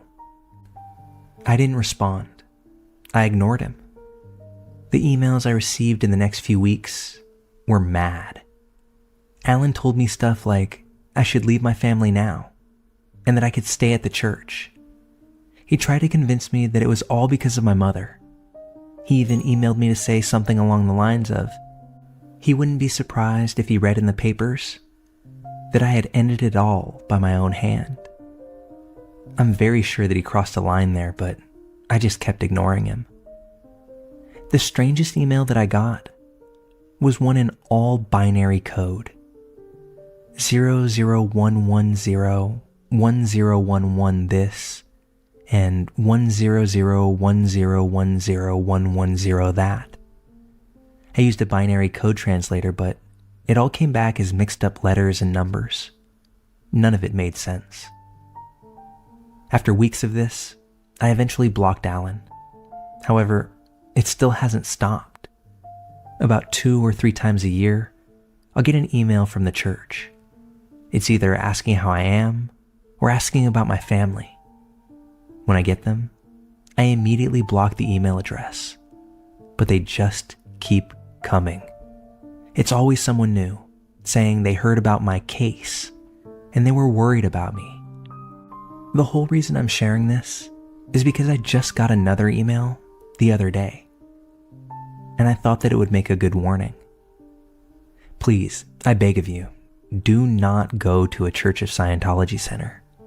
If they can turn me into a spiteful degenerate in just a few hours, then what can they do with a person in a few months or a year? If anyone has an idea of how to block an entire religion/cult from my email, please let me know. And if you're lost in life, sad, or upset, then please talk to your family, friends, or a doctor. When you're down, don't let others make you into a monster. Take it from me. After this event, I got help, and I find that I'm a much more happy and confident person now. I thank you for listening, and Alan, if you're on the other end of this, you made me into a monster. So for your sake, I hope we don't meet again. For a little context, this happened back in 2001, pretty much right after 9/11. I'm a female, and I was 24 years old at the time, driving by myself across country to get to my son who was with my ex. I had been out of state, taking care of a sick family member. So I'm on the drive, middle of the night, going through New Mexico. I can't remember the route, but I was on a 2-lane highway. And while I can remember seeing cars going the opposite way in fairly short intervals, this was not a densely populated highway by any means. But after a relatively quiet, several-hour stretch of driving down this worn road, I glance up in my rear view and see the unmistakable glow of blue and red lights coming up on me. When you see cop lights in your mirror, all sorts of emotions present themselves. For me that night, a feeling of annoyance because I know that I wasn't speeding or anything of that sort, and exhaustion as I think I was about 9 hours into my trip, and I was maybe 5 miles away from the exit for the hotel that I had planned on stopping at for the night. But I know the expectation, so I pulled over towards the shoulder as the lights get closer and closer to my brake lights. As the cop car pulls off as well, they flip the flashing lights off. And before I know it, there's a cop at my driver's side window, standing there in anticipation, waiting for me to roll it down. Now this, off the bat, seemed a little off. When I've been pulled over in the past on a stretch of road that has traffic flying down it, the cops would usually come up on the passenger side. And although it was late, there were still vehicles driving well over 60 miles per hour down this particular road. He asked for driver's license and registration, which I hand over without incident. Yet, he stood at my window and stared at me for a good 15 seconds before walking back to his car. He returned almost immediately, and that's when he asked me to step outside of the car. That was about the point where I started to get worried. I've gotten tickets before, but being asked to step out of the car was far from the norm for me. I did it though, at which point he asked me if I'd been drinking. I replied that I had not been drinking, and quickly asked why I was being stopped in the first place. He said that I was driving erratically, which I knew for a fact was not true. He then flat out asked me if I was a terrorist. I was taken aback by the sheer absurdity of the question, because while I know that terrorists can come in all shapes and sizes, I was young, blonde, blue-eyed, and a veteran with completely valid ID. There was no reason to even ask such a thing. He gave me the walk-the-line drunk driving test, which I passed. He then said that he needed to search my car to see if I had any drugs on me. I thought about this for a minute because I'm aware of my rights and all, but it was so late, I was tired and alone, I just didn't want to deal with the BS of refusing. So I gave him the okay because I knew I didn't have anything in the car. When he got to my trunk, he opened up a small suitcase that happened to have my work clothes in it. Side note, I was an exotic dancer at the time, so you can imagine what I mean when I say work clothes. He asked me about the clothing. I told him that I was a stripper. This admission seemed to really set him off. He began screaming at me about being a trash person. And this absolutely pissed me off and caused me to re-examine the situation with a little bit more depth. Again, tired and alone with this weird guy who appears to be a cop. Every once in a while a car would drive by, but for the most part, the roads were empty.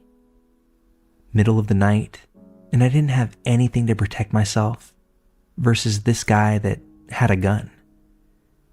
He told me then that I needed to walk back towards the tree line that was near the road.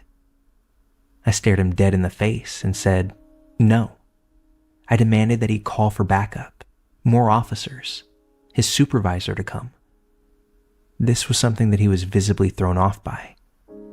I said that I wanted a female officer and I would no longer be complying with anything that he said. And then I began trying to flag down the few cars passing by at that moment. He told me to calm down, and at this point, he wrote out a speeding ticket and let me go. I opted not to move my vehicle before he took off. I didn't want him seeing where I was going. But it was when he pulled off into the night that I got another bit of a shock. The car that he was in, while it looked like a cop car, it had zero identifying marks of one. No state or county insignia, no lights on the top of the car. And that's when a feeling of dread swept over my entire being. I pretty much floored it to the hotel, and once I was checked in, that's when all the emotions came pouring out. I never paid that speeding ticket, and never heard a word about it either. This happened more than 20 years ago, and at the time, I was really shaken up about it. So much so that I pushed it far down and did my best to forget all about it. But looking back now, I don't believe that was a real cop that stopped me on that lonely highway that night. I think that the only thing that kept me from something bad happening was the pushing back against what he was asking me to do. The moment that I was no longer an easy target, he gave up. Something that I thank myself for every time this memory comes out. I'm glad to say that listening to my gut likely kept me out of something much, much worse. So I implore others to do the same. Listen to your gut. If something feels off, it's because it is.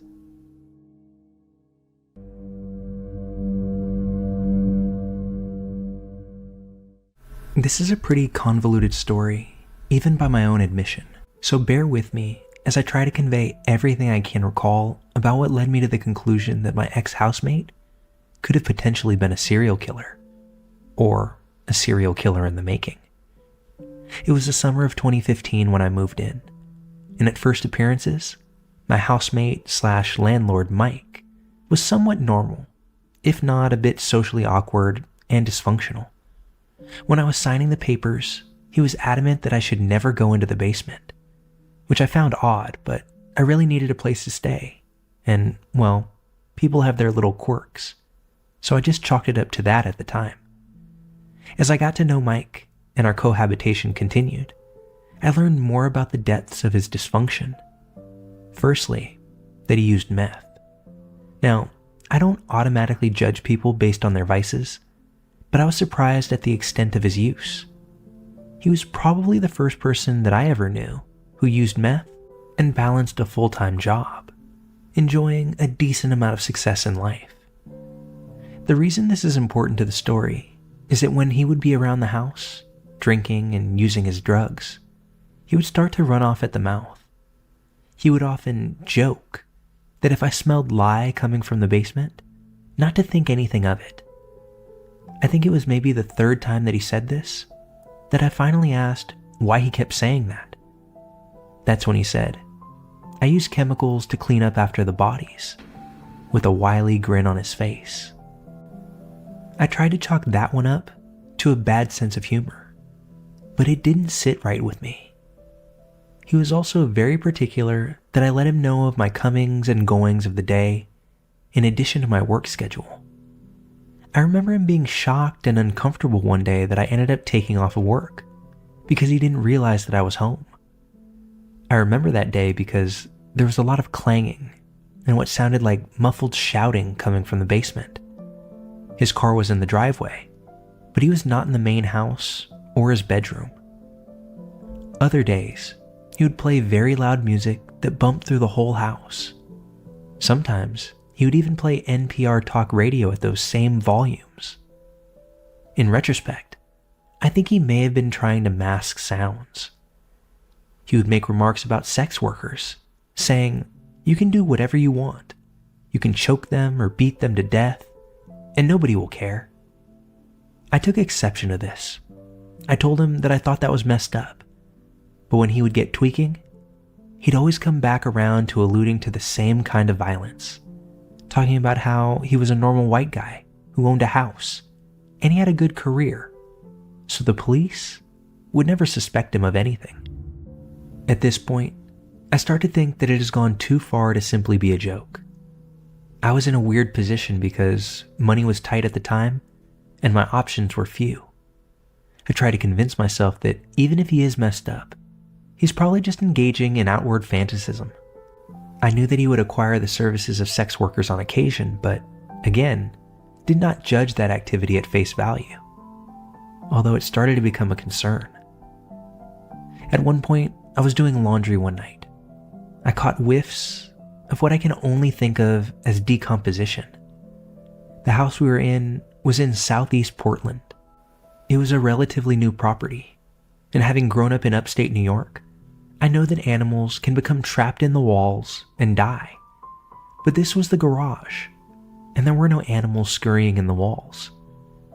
This was strange and telling to me. I considered carefully what I would do, and I decided I would confront him about the smell. I decided to pose the question in a somewhat suggestive manner by expanding on his jokes. I told him that he needs to do a better job cleaning up the bodies because I could smell the rot emanating from the garage. I will never forget his reaction. His eyes widened, and he shot me a sharp glare, somewhere between fear and rage. He stumbled over his words and eventually responded, "What? Really?" I said, "Yes, really."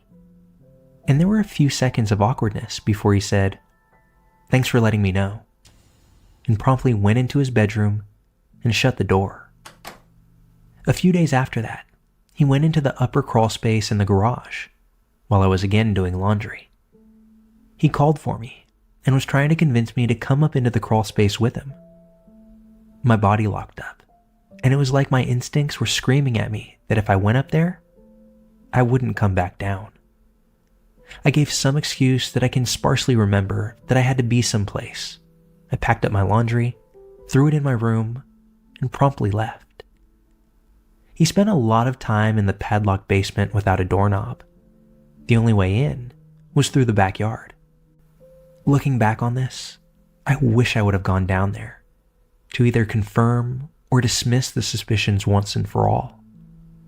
In the last couple of months that I lived there, I was privy to more graphic comments about women and sex workers, explicit talk of sexual violence, and he was using more and more. He once showed me a video that he made. He's a graphic designer and artist as well, which featured heavy bondage themes, interspersed with distorted audio of women screaming, along with this strange, leering figure in a plague doctor costume. It was one of those situations where any one of these things alone may have been innocuous, but as they accumulated, it became suspicious to me.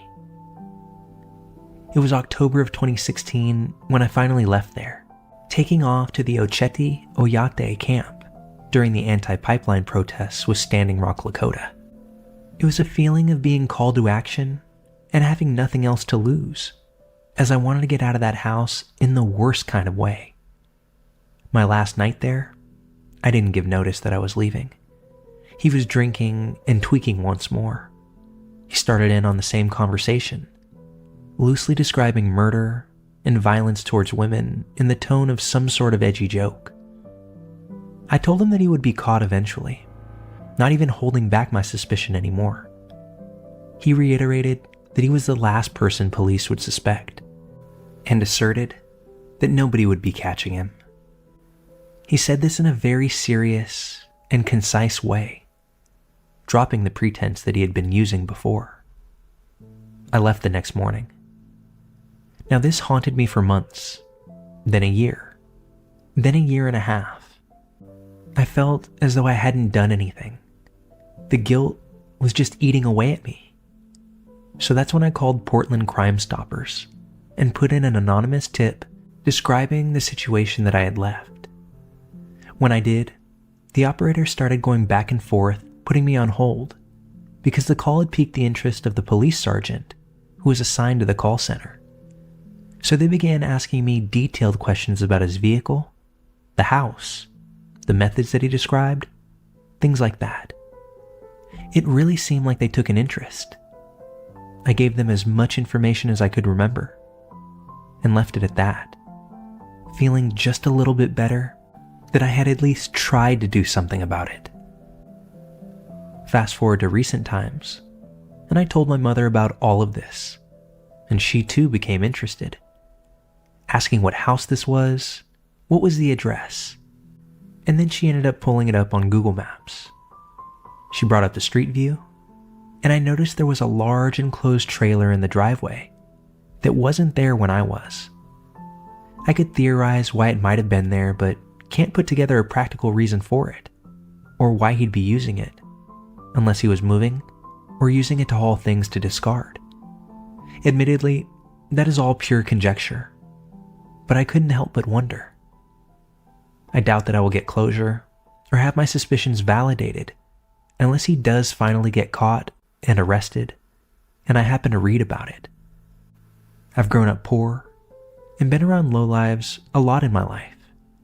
I've interacted with many sketchy and unsavory people in my time, but none of them have ever made the impression that Mike made on me.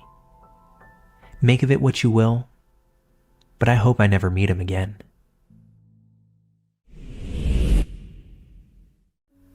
This happened a few nights back, so I still find myself replaying it over and over in my head.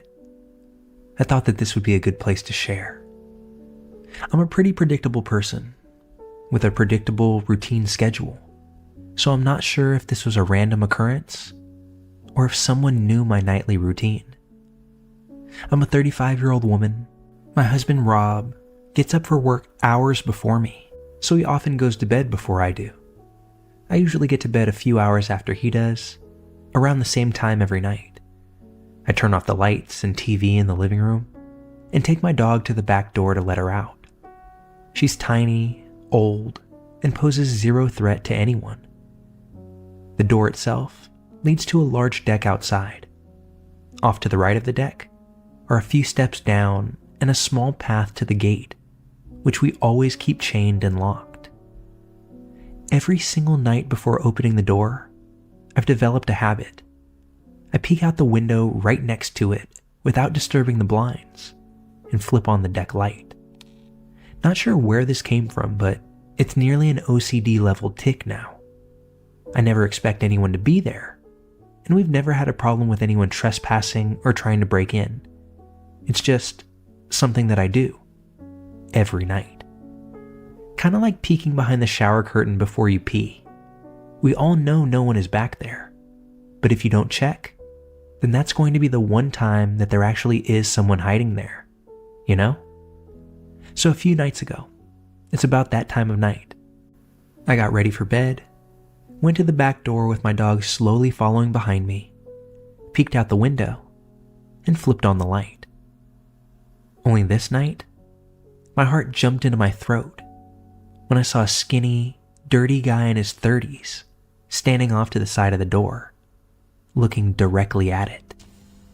I see him raise his arm up and hold what looks to be a screwdriver above his head as soon as the light flicks on, as if he were preparing for someone to open the door. Some people say they freeze for a moment when faced with some sort of crisis, but not me. I immediately screamed, "Rob, get up, get the gun," as loud as I could, which seemed to startle the guy outside. He jumped over the rail of the deck and hit the ground with a thud, even though he was right next to the stairs. I heard impact on the gate down the stairs as well, which gave me every indication that whoever this guy was, he was now running off into the night. My husband ran out of our bedroom with his gun, which I give him full credit for doing after being awakened from a dead slumber by his screaming wife. He called the police, and they showed up within 5 minutes. They ended up driving around the neighborhood, trying to find the guy, but no luck. When they took my statement, I gave them every detail that I could recall in the 2 seconds of seeing the guy, but it wasn't much. While I very much got the feeling that these cops wanted to help, the realization that they likely weren't going to be able to find this creep is most likely what swept over them. Turns out, the guy broke the lock on our gate to get in. He had also pried open the back screen door, which we always kept locked as well. If I would have opened the door without looking out first, I might have let him right in, or I may have walked into an attack meant for me. I don't know if I caught the guy trying to break in, or if he was waiting for me to open the door like I do every night. Either way, it was f***ing terrifying. My parents are buying us outdoor security cameras this week as an early birthday present for Rob and as a deterrent for any other neighborhood creeps that might get the same idea the first creep did. Glad we never did come face to face, but that was still a close enough call for a couple of lifetimes in my book.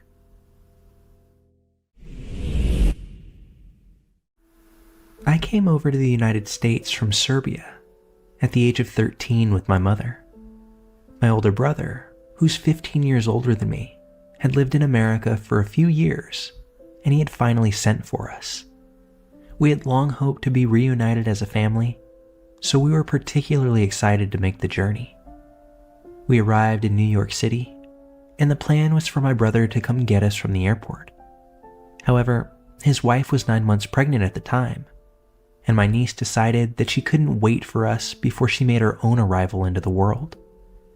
My brother couldn't leave his wife, so he asked a coworker of his, a fellow cab driver, to pick us up in the city and drive us to New Jersey where he and my sister-in-law lived. When we got to New York City, we waited in customs for what seemed like forever. We looked out for my brother but didn't see him. This was the early 90s, and cell phones weren't as common. And even if they were, my mom and I didn't have one.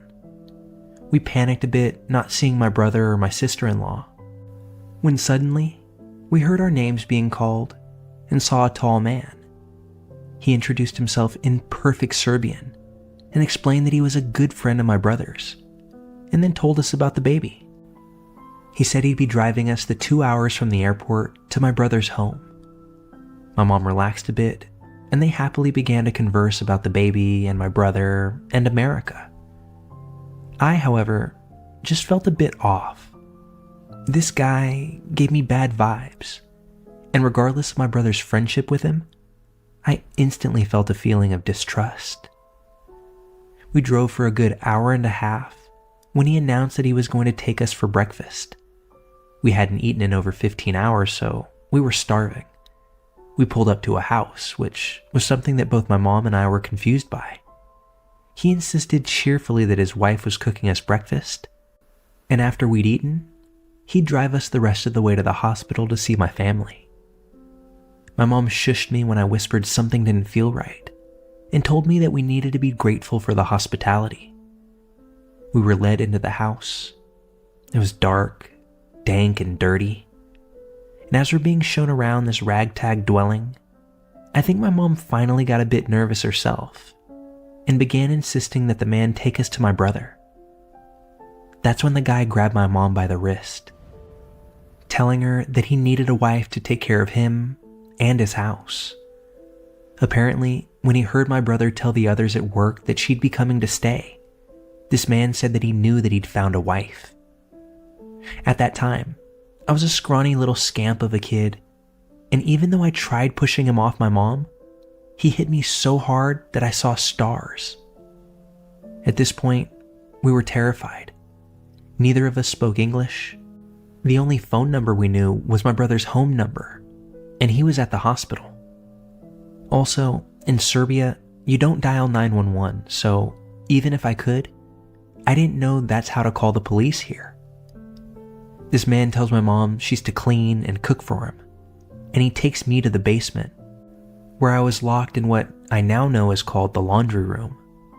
I banged and cried and yelled, but it was so far down in the basement that everything was muffled, and I'm sure no one outside could hear me. For a week we were kept in his home.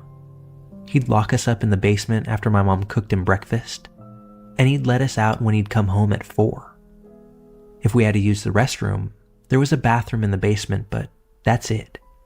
Just a bathroom and laundry room. It was freezing cold down there too. And even with us huddling together under a blanket, it did nothing. On our 8th morning down there, I discovered a small window by climbing on some boxes. I managed to force it open, and my mother insisted that I squeeze through it. I didn't want to leave her, and I couldn't figure out how I'd be able to get us help. I couldn't speak the language, nor could I read it. However, I knew that I didn't want to live this way the rest of my life, so I did as she asked. I ran once I got out, and I bet that I was quite the sight.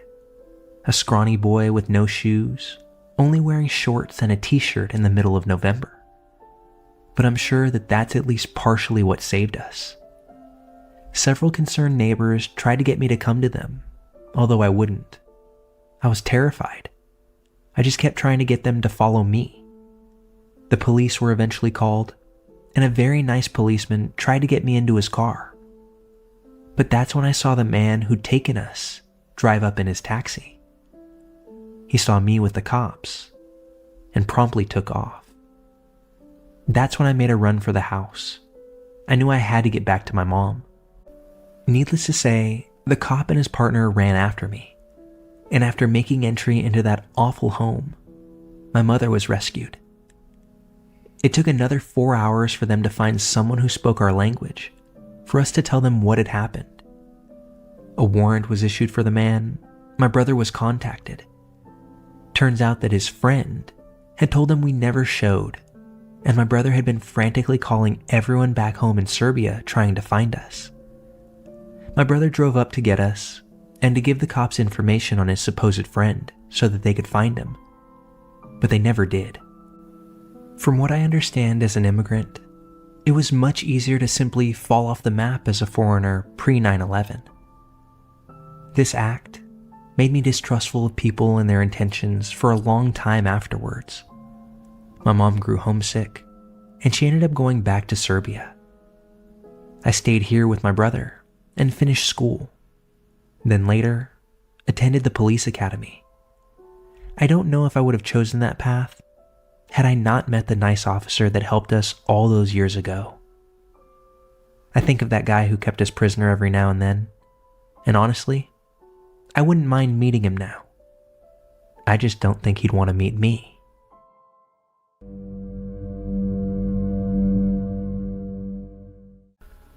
This story took place in 2010. My child was 4 years old, and I'm 100% sure that my kid prevented something terrible from happening to me that day. Sort of a funny yet not funny twist to all of this is that this story was adapted into a Law & Order episode with a terrifying ending. By way of background, I live in Milwaukee, Wisconsin, which has the honor of being one of the most racially segregated cities in the country. It's a cool city overall, but we have a really shitty inner city with a ton of poverty and violence and gang activity. At the time that this happened, I was living in sort of an in-between area. Not the hood, but far from a super nice area either. I was a 22-year-old single mom. I lived in a ground floor apartment on one of the main streets of the city. When I'd arrive home from work, I'd park in the back alley behind my building. My front door faced the street, and I had a side door too. with a walkway running between my building and the one next door. Anyway, one day I got home in the middle of the afternoon on a Saturday with my kid. As we drove down the alley to get to my parking spot, I saw a guy in a hoodie sort of lurking around the area where I parked my car. It was weird because it was warm outside, yet he had his hood up. But there were a bunch of ne'er-do-well kids in the neighborhood, so whatever. It was definitely an odd place to just be standing though. As I got close to the building and started pulling into my parking spot, he turned around and started walking towards the street, past my side door. He definitely left because I arrived. I figured that maybe he was just smoking a blunt or something. I didn't think anything further of it. I got my son and some bags out of the car, went the same way the guy had just taken to get to my side door. I didn't see him at all. My son and I went inside, and I was in the process of putting stuff down when my doorbell rang. I wasn't expecting anyone, but my mind immediately thought that it was this guy. Being young and naive, I answered the front door. It was indeed the same guy, still with his hood up. He smiled at me, but not in a super friendly way, more of a leer. He looked to be about 16, cornrows, fake gold grill that was studded with little fake diamonds. I regretted opening the door, but here I was, so I just went with it. "Hi." He kept staring at me, yet said nothing. At this point, I saw another kid in a hoodie pacing behind him on the sidewalk and looking at us. I was quickly realizing that this was not a good situation. My son, who I had momentarily forgotten about, came up behind me. He did the shy kid thing where he stood behind me and poked his head out from behind my butt to look at the guy. Hoodie dude looked at him for a good couple of seconds, and then trained his attention back at me. "Yo, is Danielle around?" "I don't know who that is. Maybe try the other door." I gestured to my neighbor's door to my left. "Oh, you sure?" "Yeah, sorry," and go to close my door. As I do, he leaves, walking in the opposite direction of my neighbor's door. Hoodie dude number 2 happened to follow him. I thought it was really weird that they didn't even try to check next door for Danielle. I thought the whole thing was really weird. My boyfriend got to my apartment a few minutes later, and I was glad to see him. He had this really old Jeep that he always parked out front on the main street. When he went out to go get something from his car shortly after he arrived, the car was gone. Now, car theft was a pretty common thing in this neighborhood, but stealing it from the main street in broad daylight, well, that was pretty ballsy. So we called the cops, filed a report, the whole nine. I told the cop about hoodie dudes since it seemed like it could be important. I was able to give a good description of the guy who came to my door asking for Danielle. I had no idea if it was relevant, but the fact that the Jeep was stolen shortly after these guys were around made it seem pretty relevant. That's where the story pauses for a couple of days. I got a call from a different cop with the downtown precinct. He told me that they had found the Jeep and, other than the ignition, the car was in perfect working order. He asked if I could come downtown to do a lineup, see if I could identify the people who had knocked on my door right before the Jeep got taken. That was weird. A lineup for a stolen car? But I agreed. He asked if I could come down in a couple of days. Also weird. Why wouldn't they want me to do it right away? But I was mostly focused on the fact that doing a lineup was pretty cool. So I go to the downtown precinct a couple of days later. The way this went seemed sort of unorthodox, but it was what it was. 2 detectives took me into a dark room where a woman in her 50s was sitting with a young woman in a wheelchair. The young woman's lower leg was in a giant cast with this whole metal contraption surrounding it, with maybe a dozen metal rods going into the cast itself. At this point, I had no idea what was happening. The detectives instructed us that we weren't to say anything during the lineup, except if we wanted the guys to turn to their left or right or something like that. But we most definitely couldn't talk to each other at all.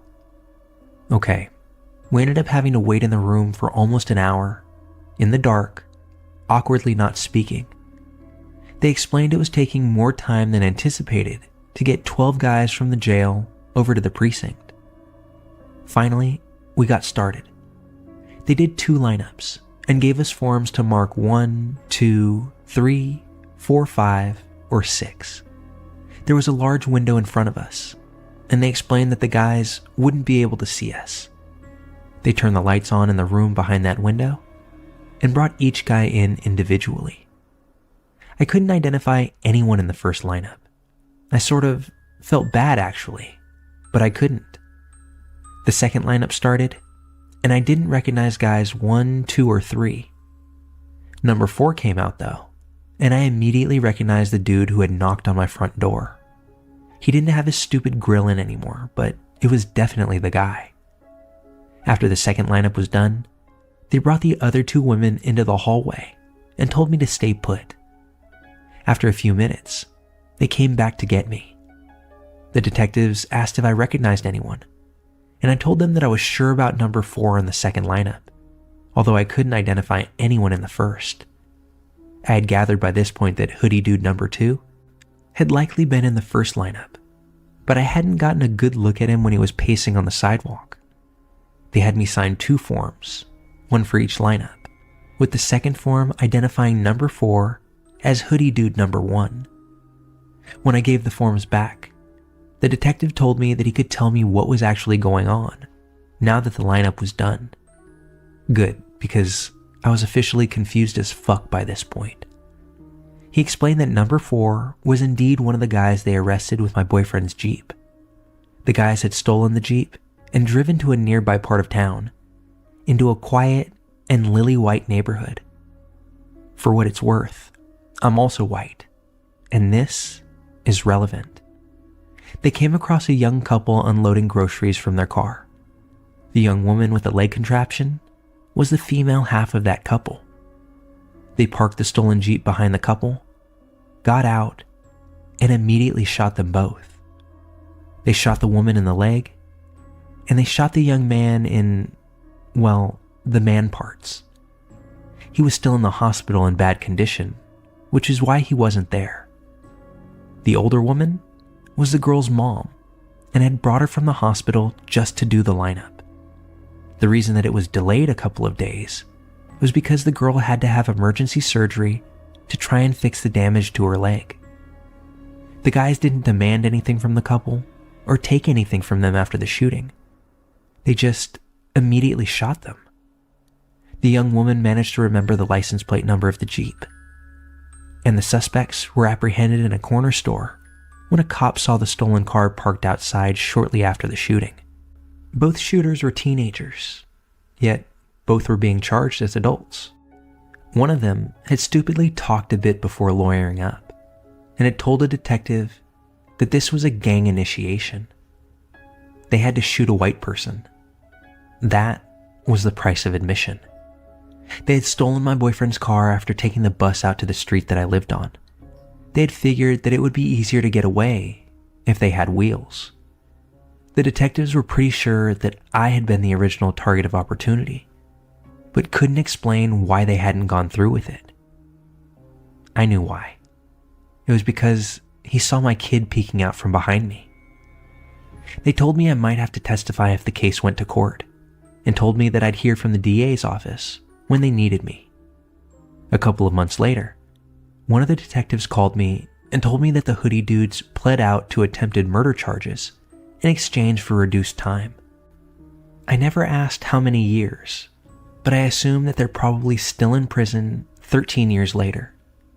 And for those who wonder, the guy who got shot in the nether region survived.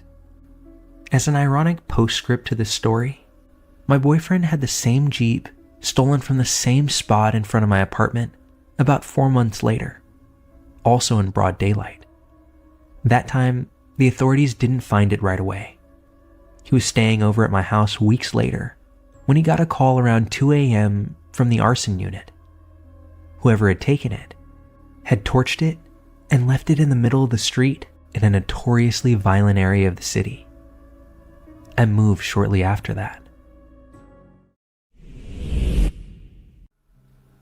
It was Christmas time a year or two back when this story unfolded.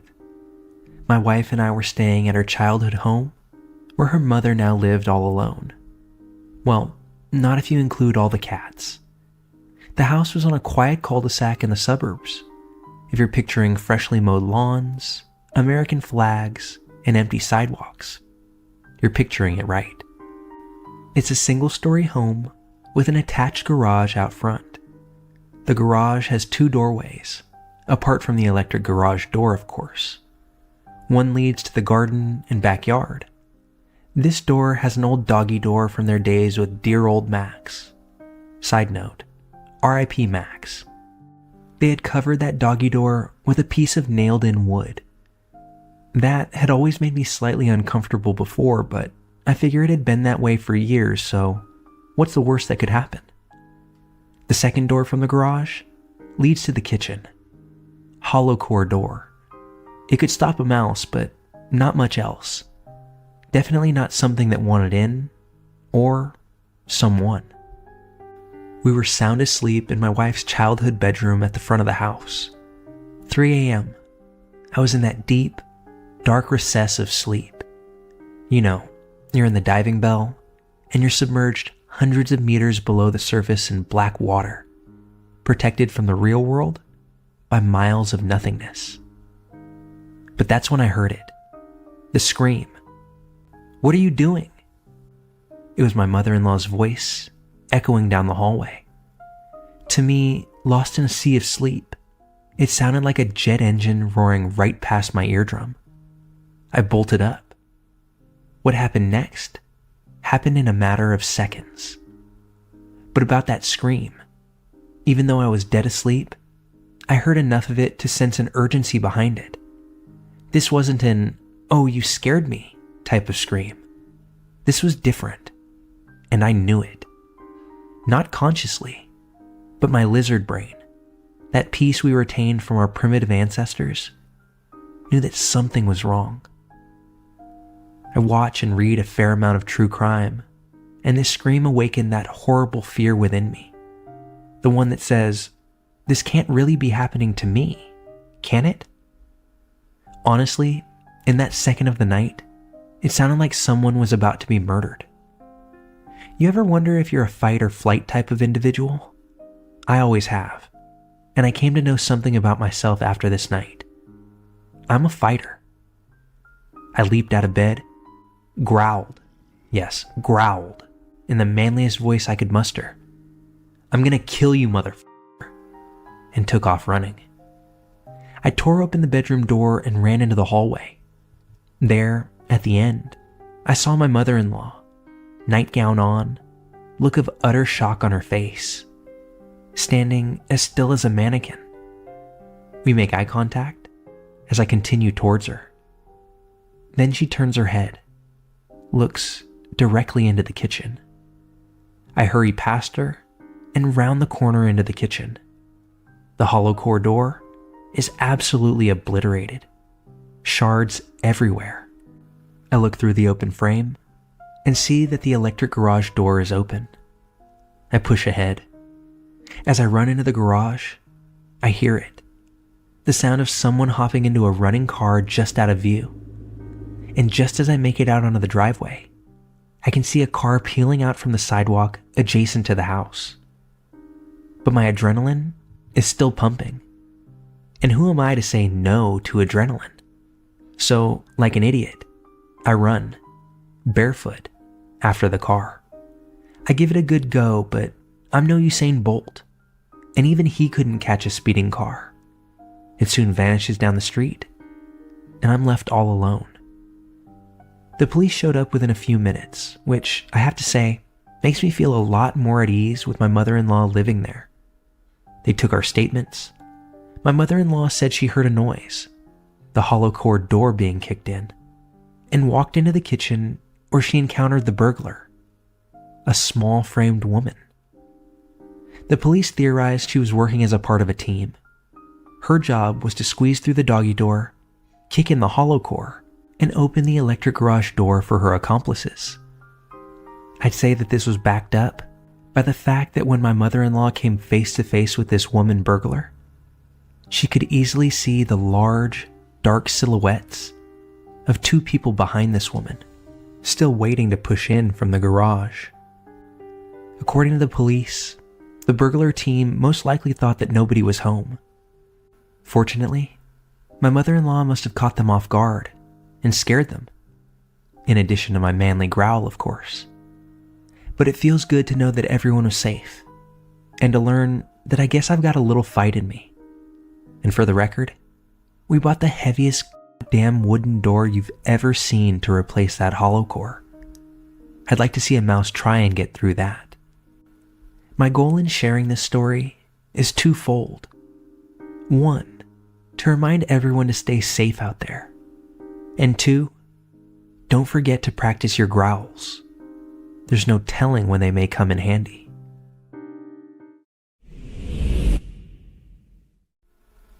TV shows and movies usually depict abductors driving white or black vans. This is something that I didn't realize until I decided to buy a white 1994 Dodge Ram cargo van to haul some of the gear I needed for work. While driving it, I've been pulled over by cops and searched 3 different times for no reason. But that is for another story. The point is, some people see vans as very suspicious. One day, while returning home, a woman pushing a stroller stared at me for a long time while I drove along my home street. We have speed bumps, and I had a lot of expensive, delicate gear in the van, so I was purposely driving very slow. She stared at me wide-eyed the entire time, so I smiled at her, like a friendly neighbor would. She was staring so intently, she almost walked the stroller right off the edge of the curb. I thought it was funny, but just as quick as I got a laugh, I had almost forgotten about it. A week later, our HOA email thread heats up when a resident sends out a notice that his wife and toddler were being stalked by a man in a white van. Fearing a pitchfork and torch mob mistaking me for the creeper, I replied to all, saying that I live in the neighborhood and also drive a white van. I even provided my license plate number and home address. Big mistake. Jokingly, I added that I also witnessed a suspicious person in the neighborhood. A woman with a stroller who was staring at me so long and hard that it made me uncomfortable. I provided the date and time of the incident to see if their alleged stalker was actually me. It was, and apparently, my snide email had triggered the husband of that woman. He began sending email after email, CCing everyone on the list, telling me that he can, quote, read between the lines of what I was saying.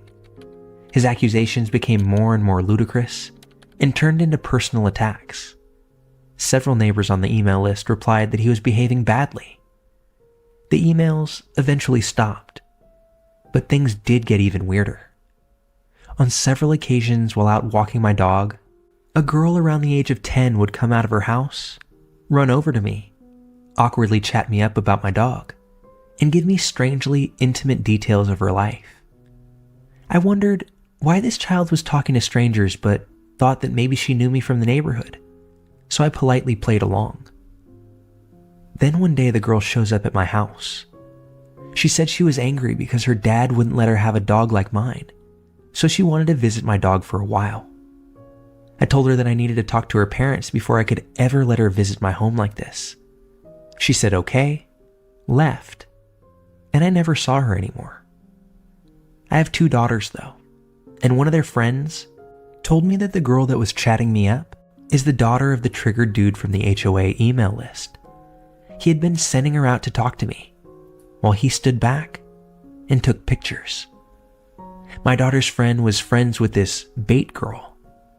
The poor girl's dad was making his own daughter uncomfortable, which is why she confided in her friend. The dad was sending his daughter out to chat with me, so he could accuse me of I don't know what. One detail I forgot to mention I have dash cams in all my vehicles and CCTV monitoring my front door. So the initial incident with the wife, as well as the girl coming to my door, were all recorded. I emailed the trigger dude and kindly offered him copies of the videos of each incident. I also told him I was concerned that his daughter was behaving inappropriately towards strangers.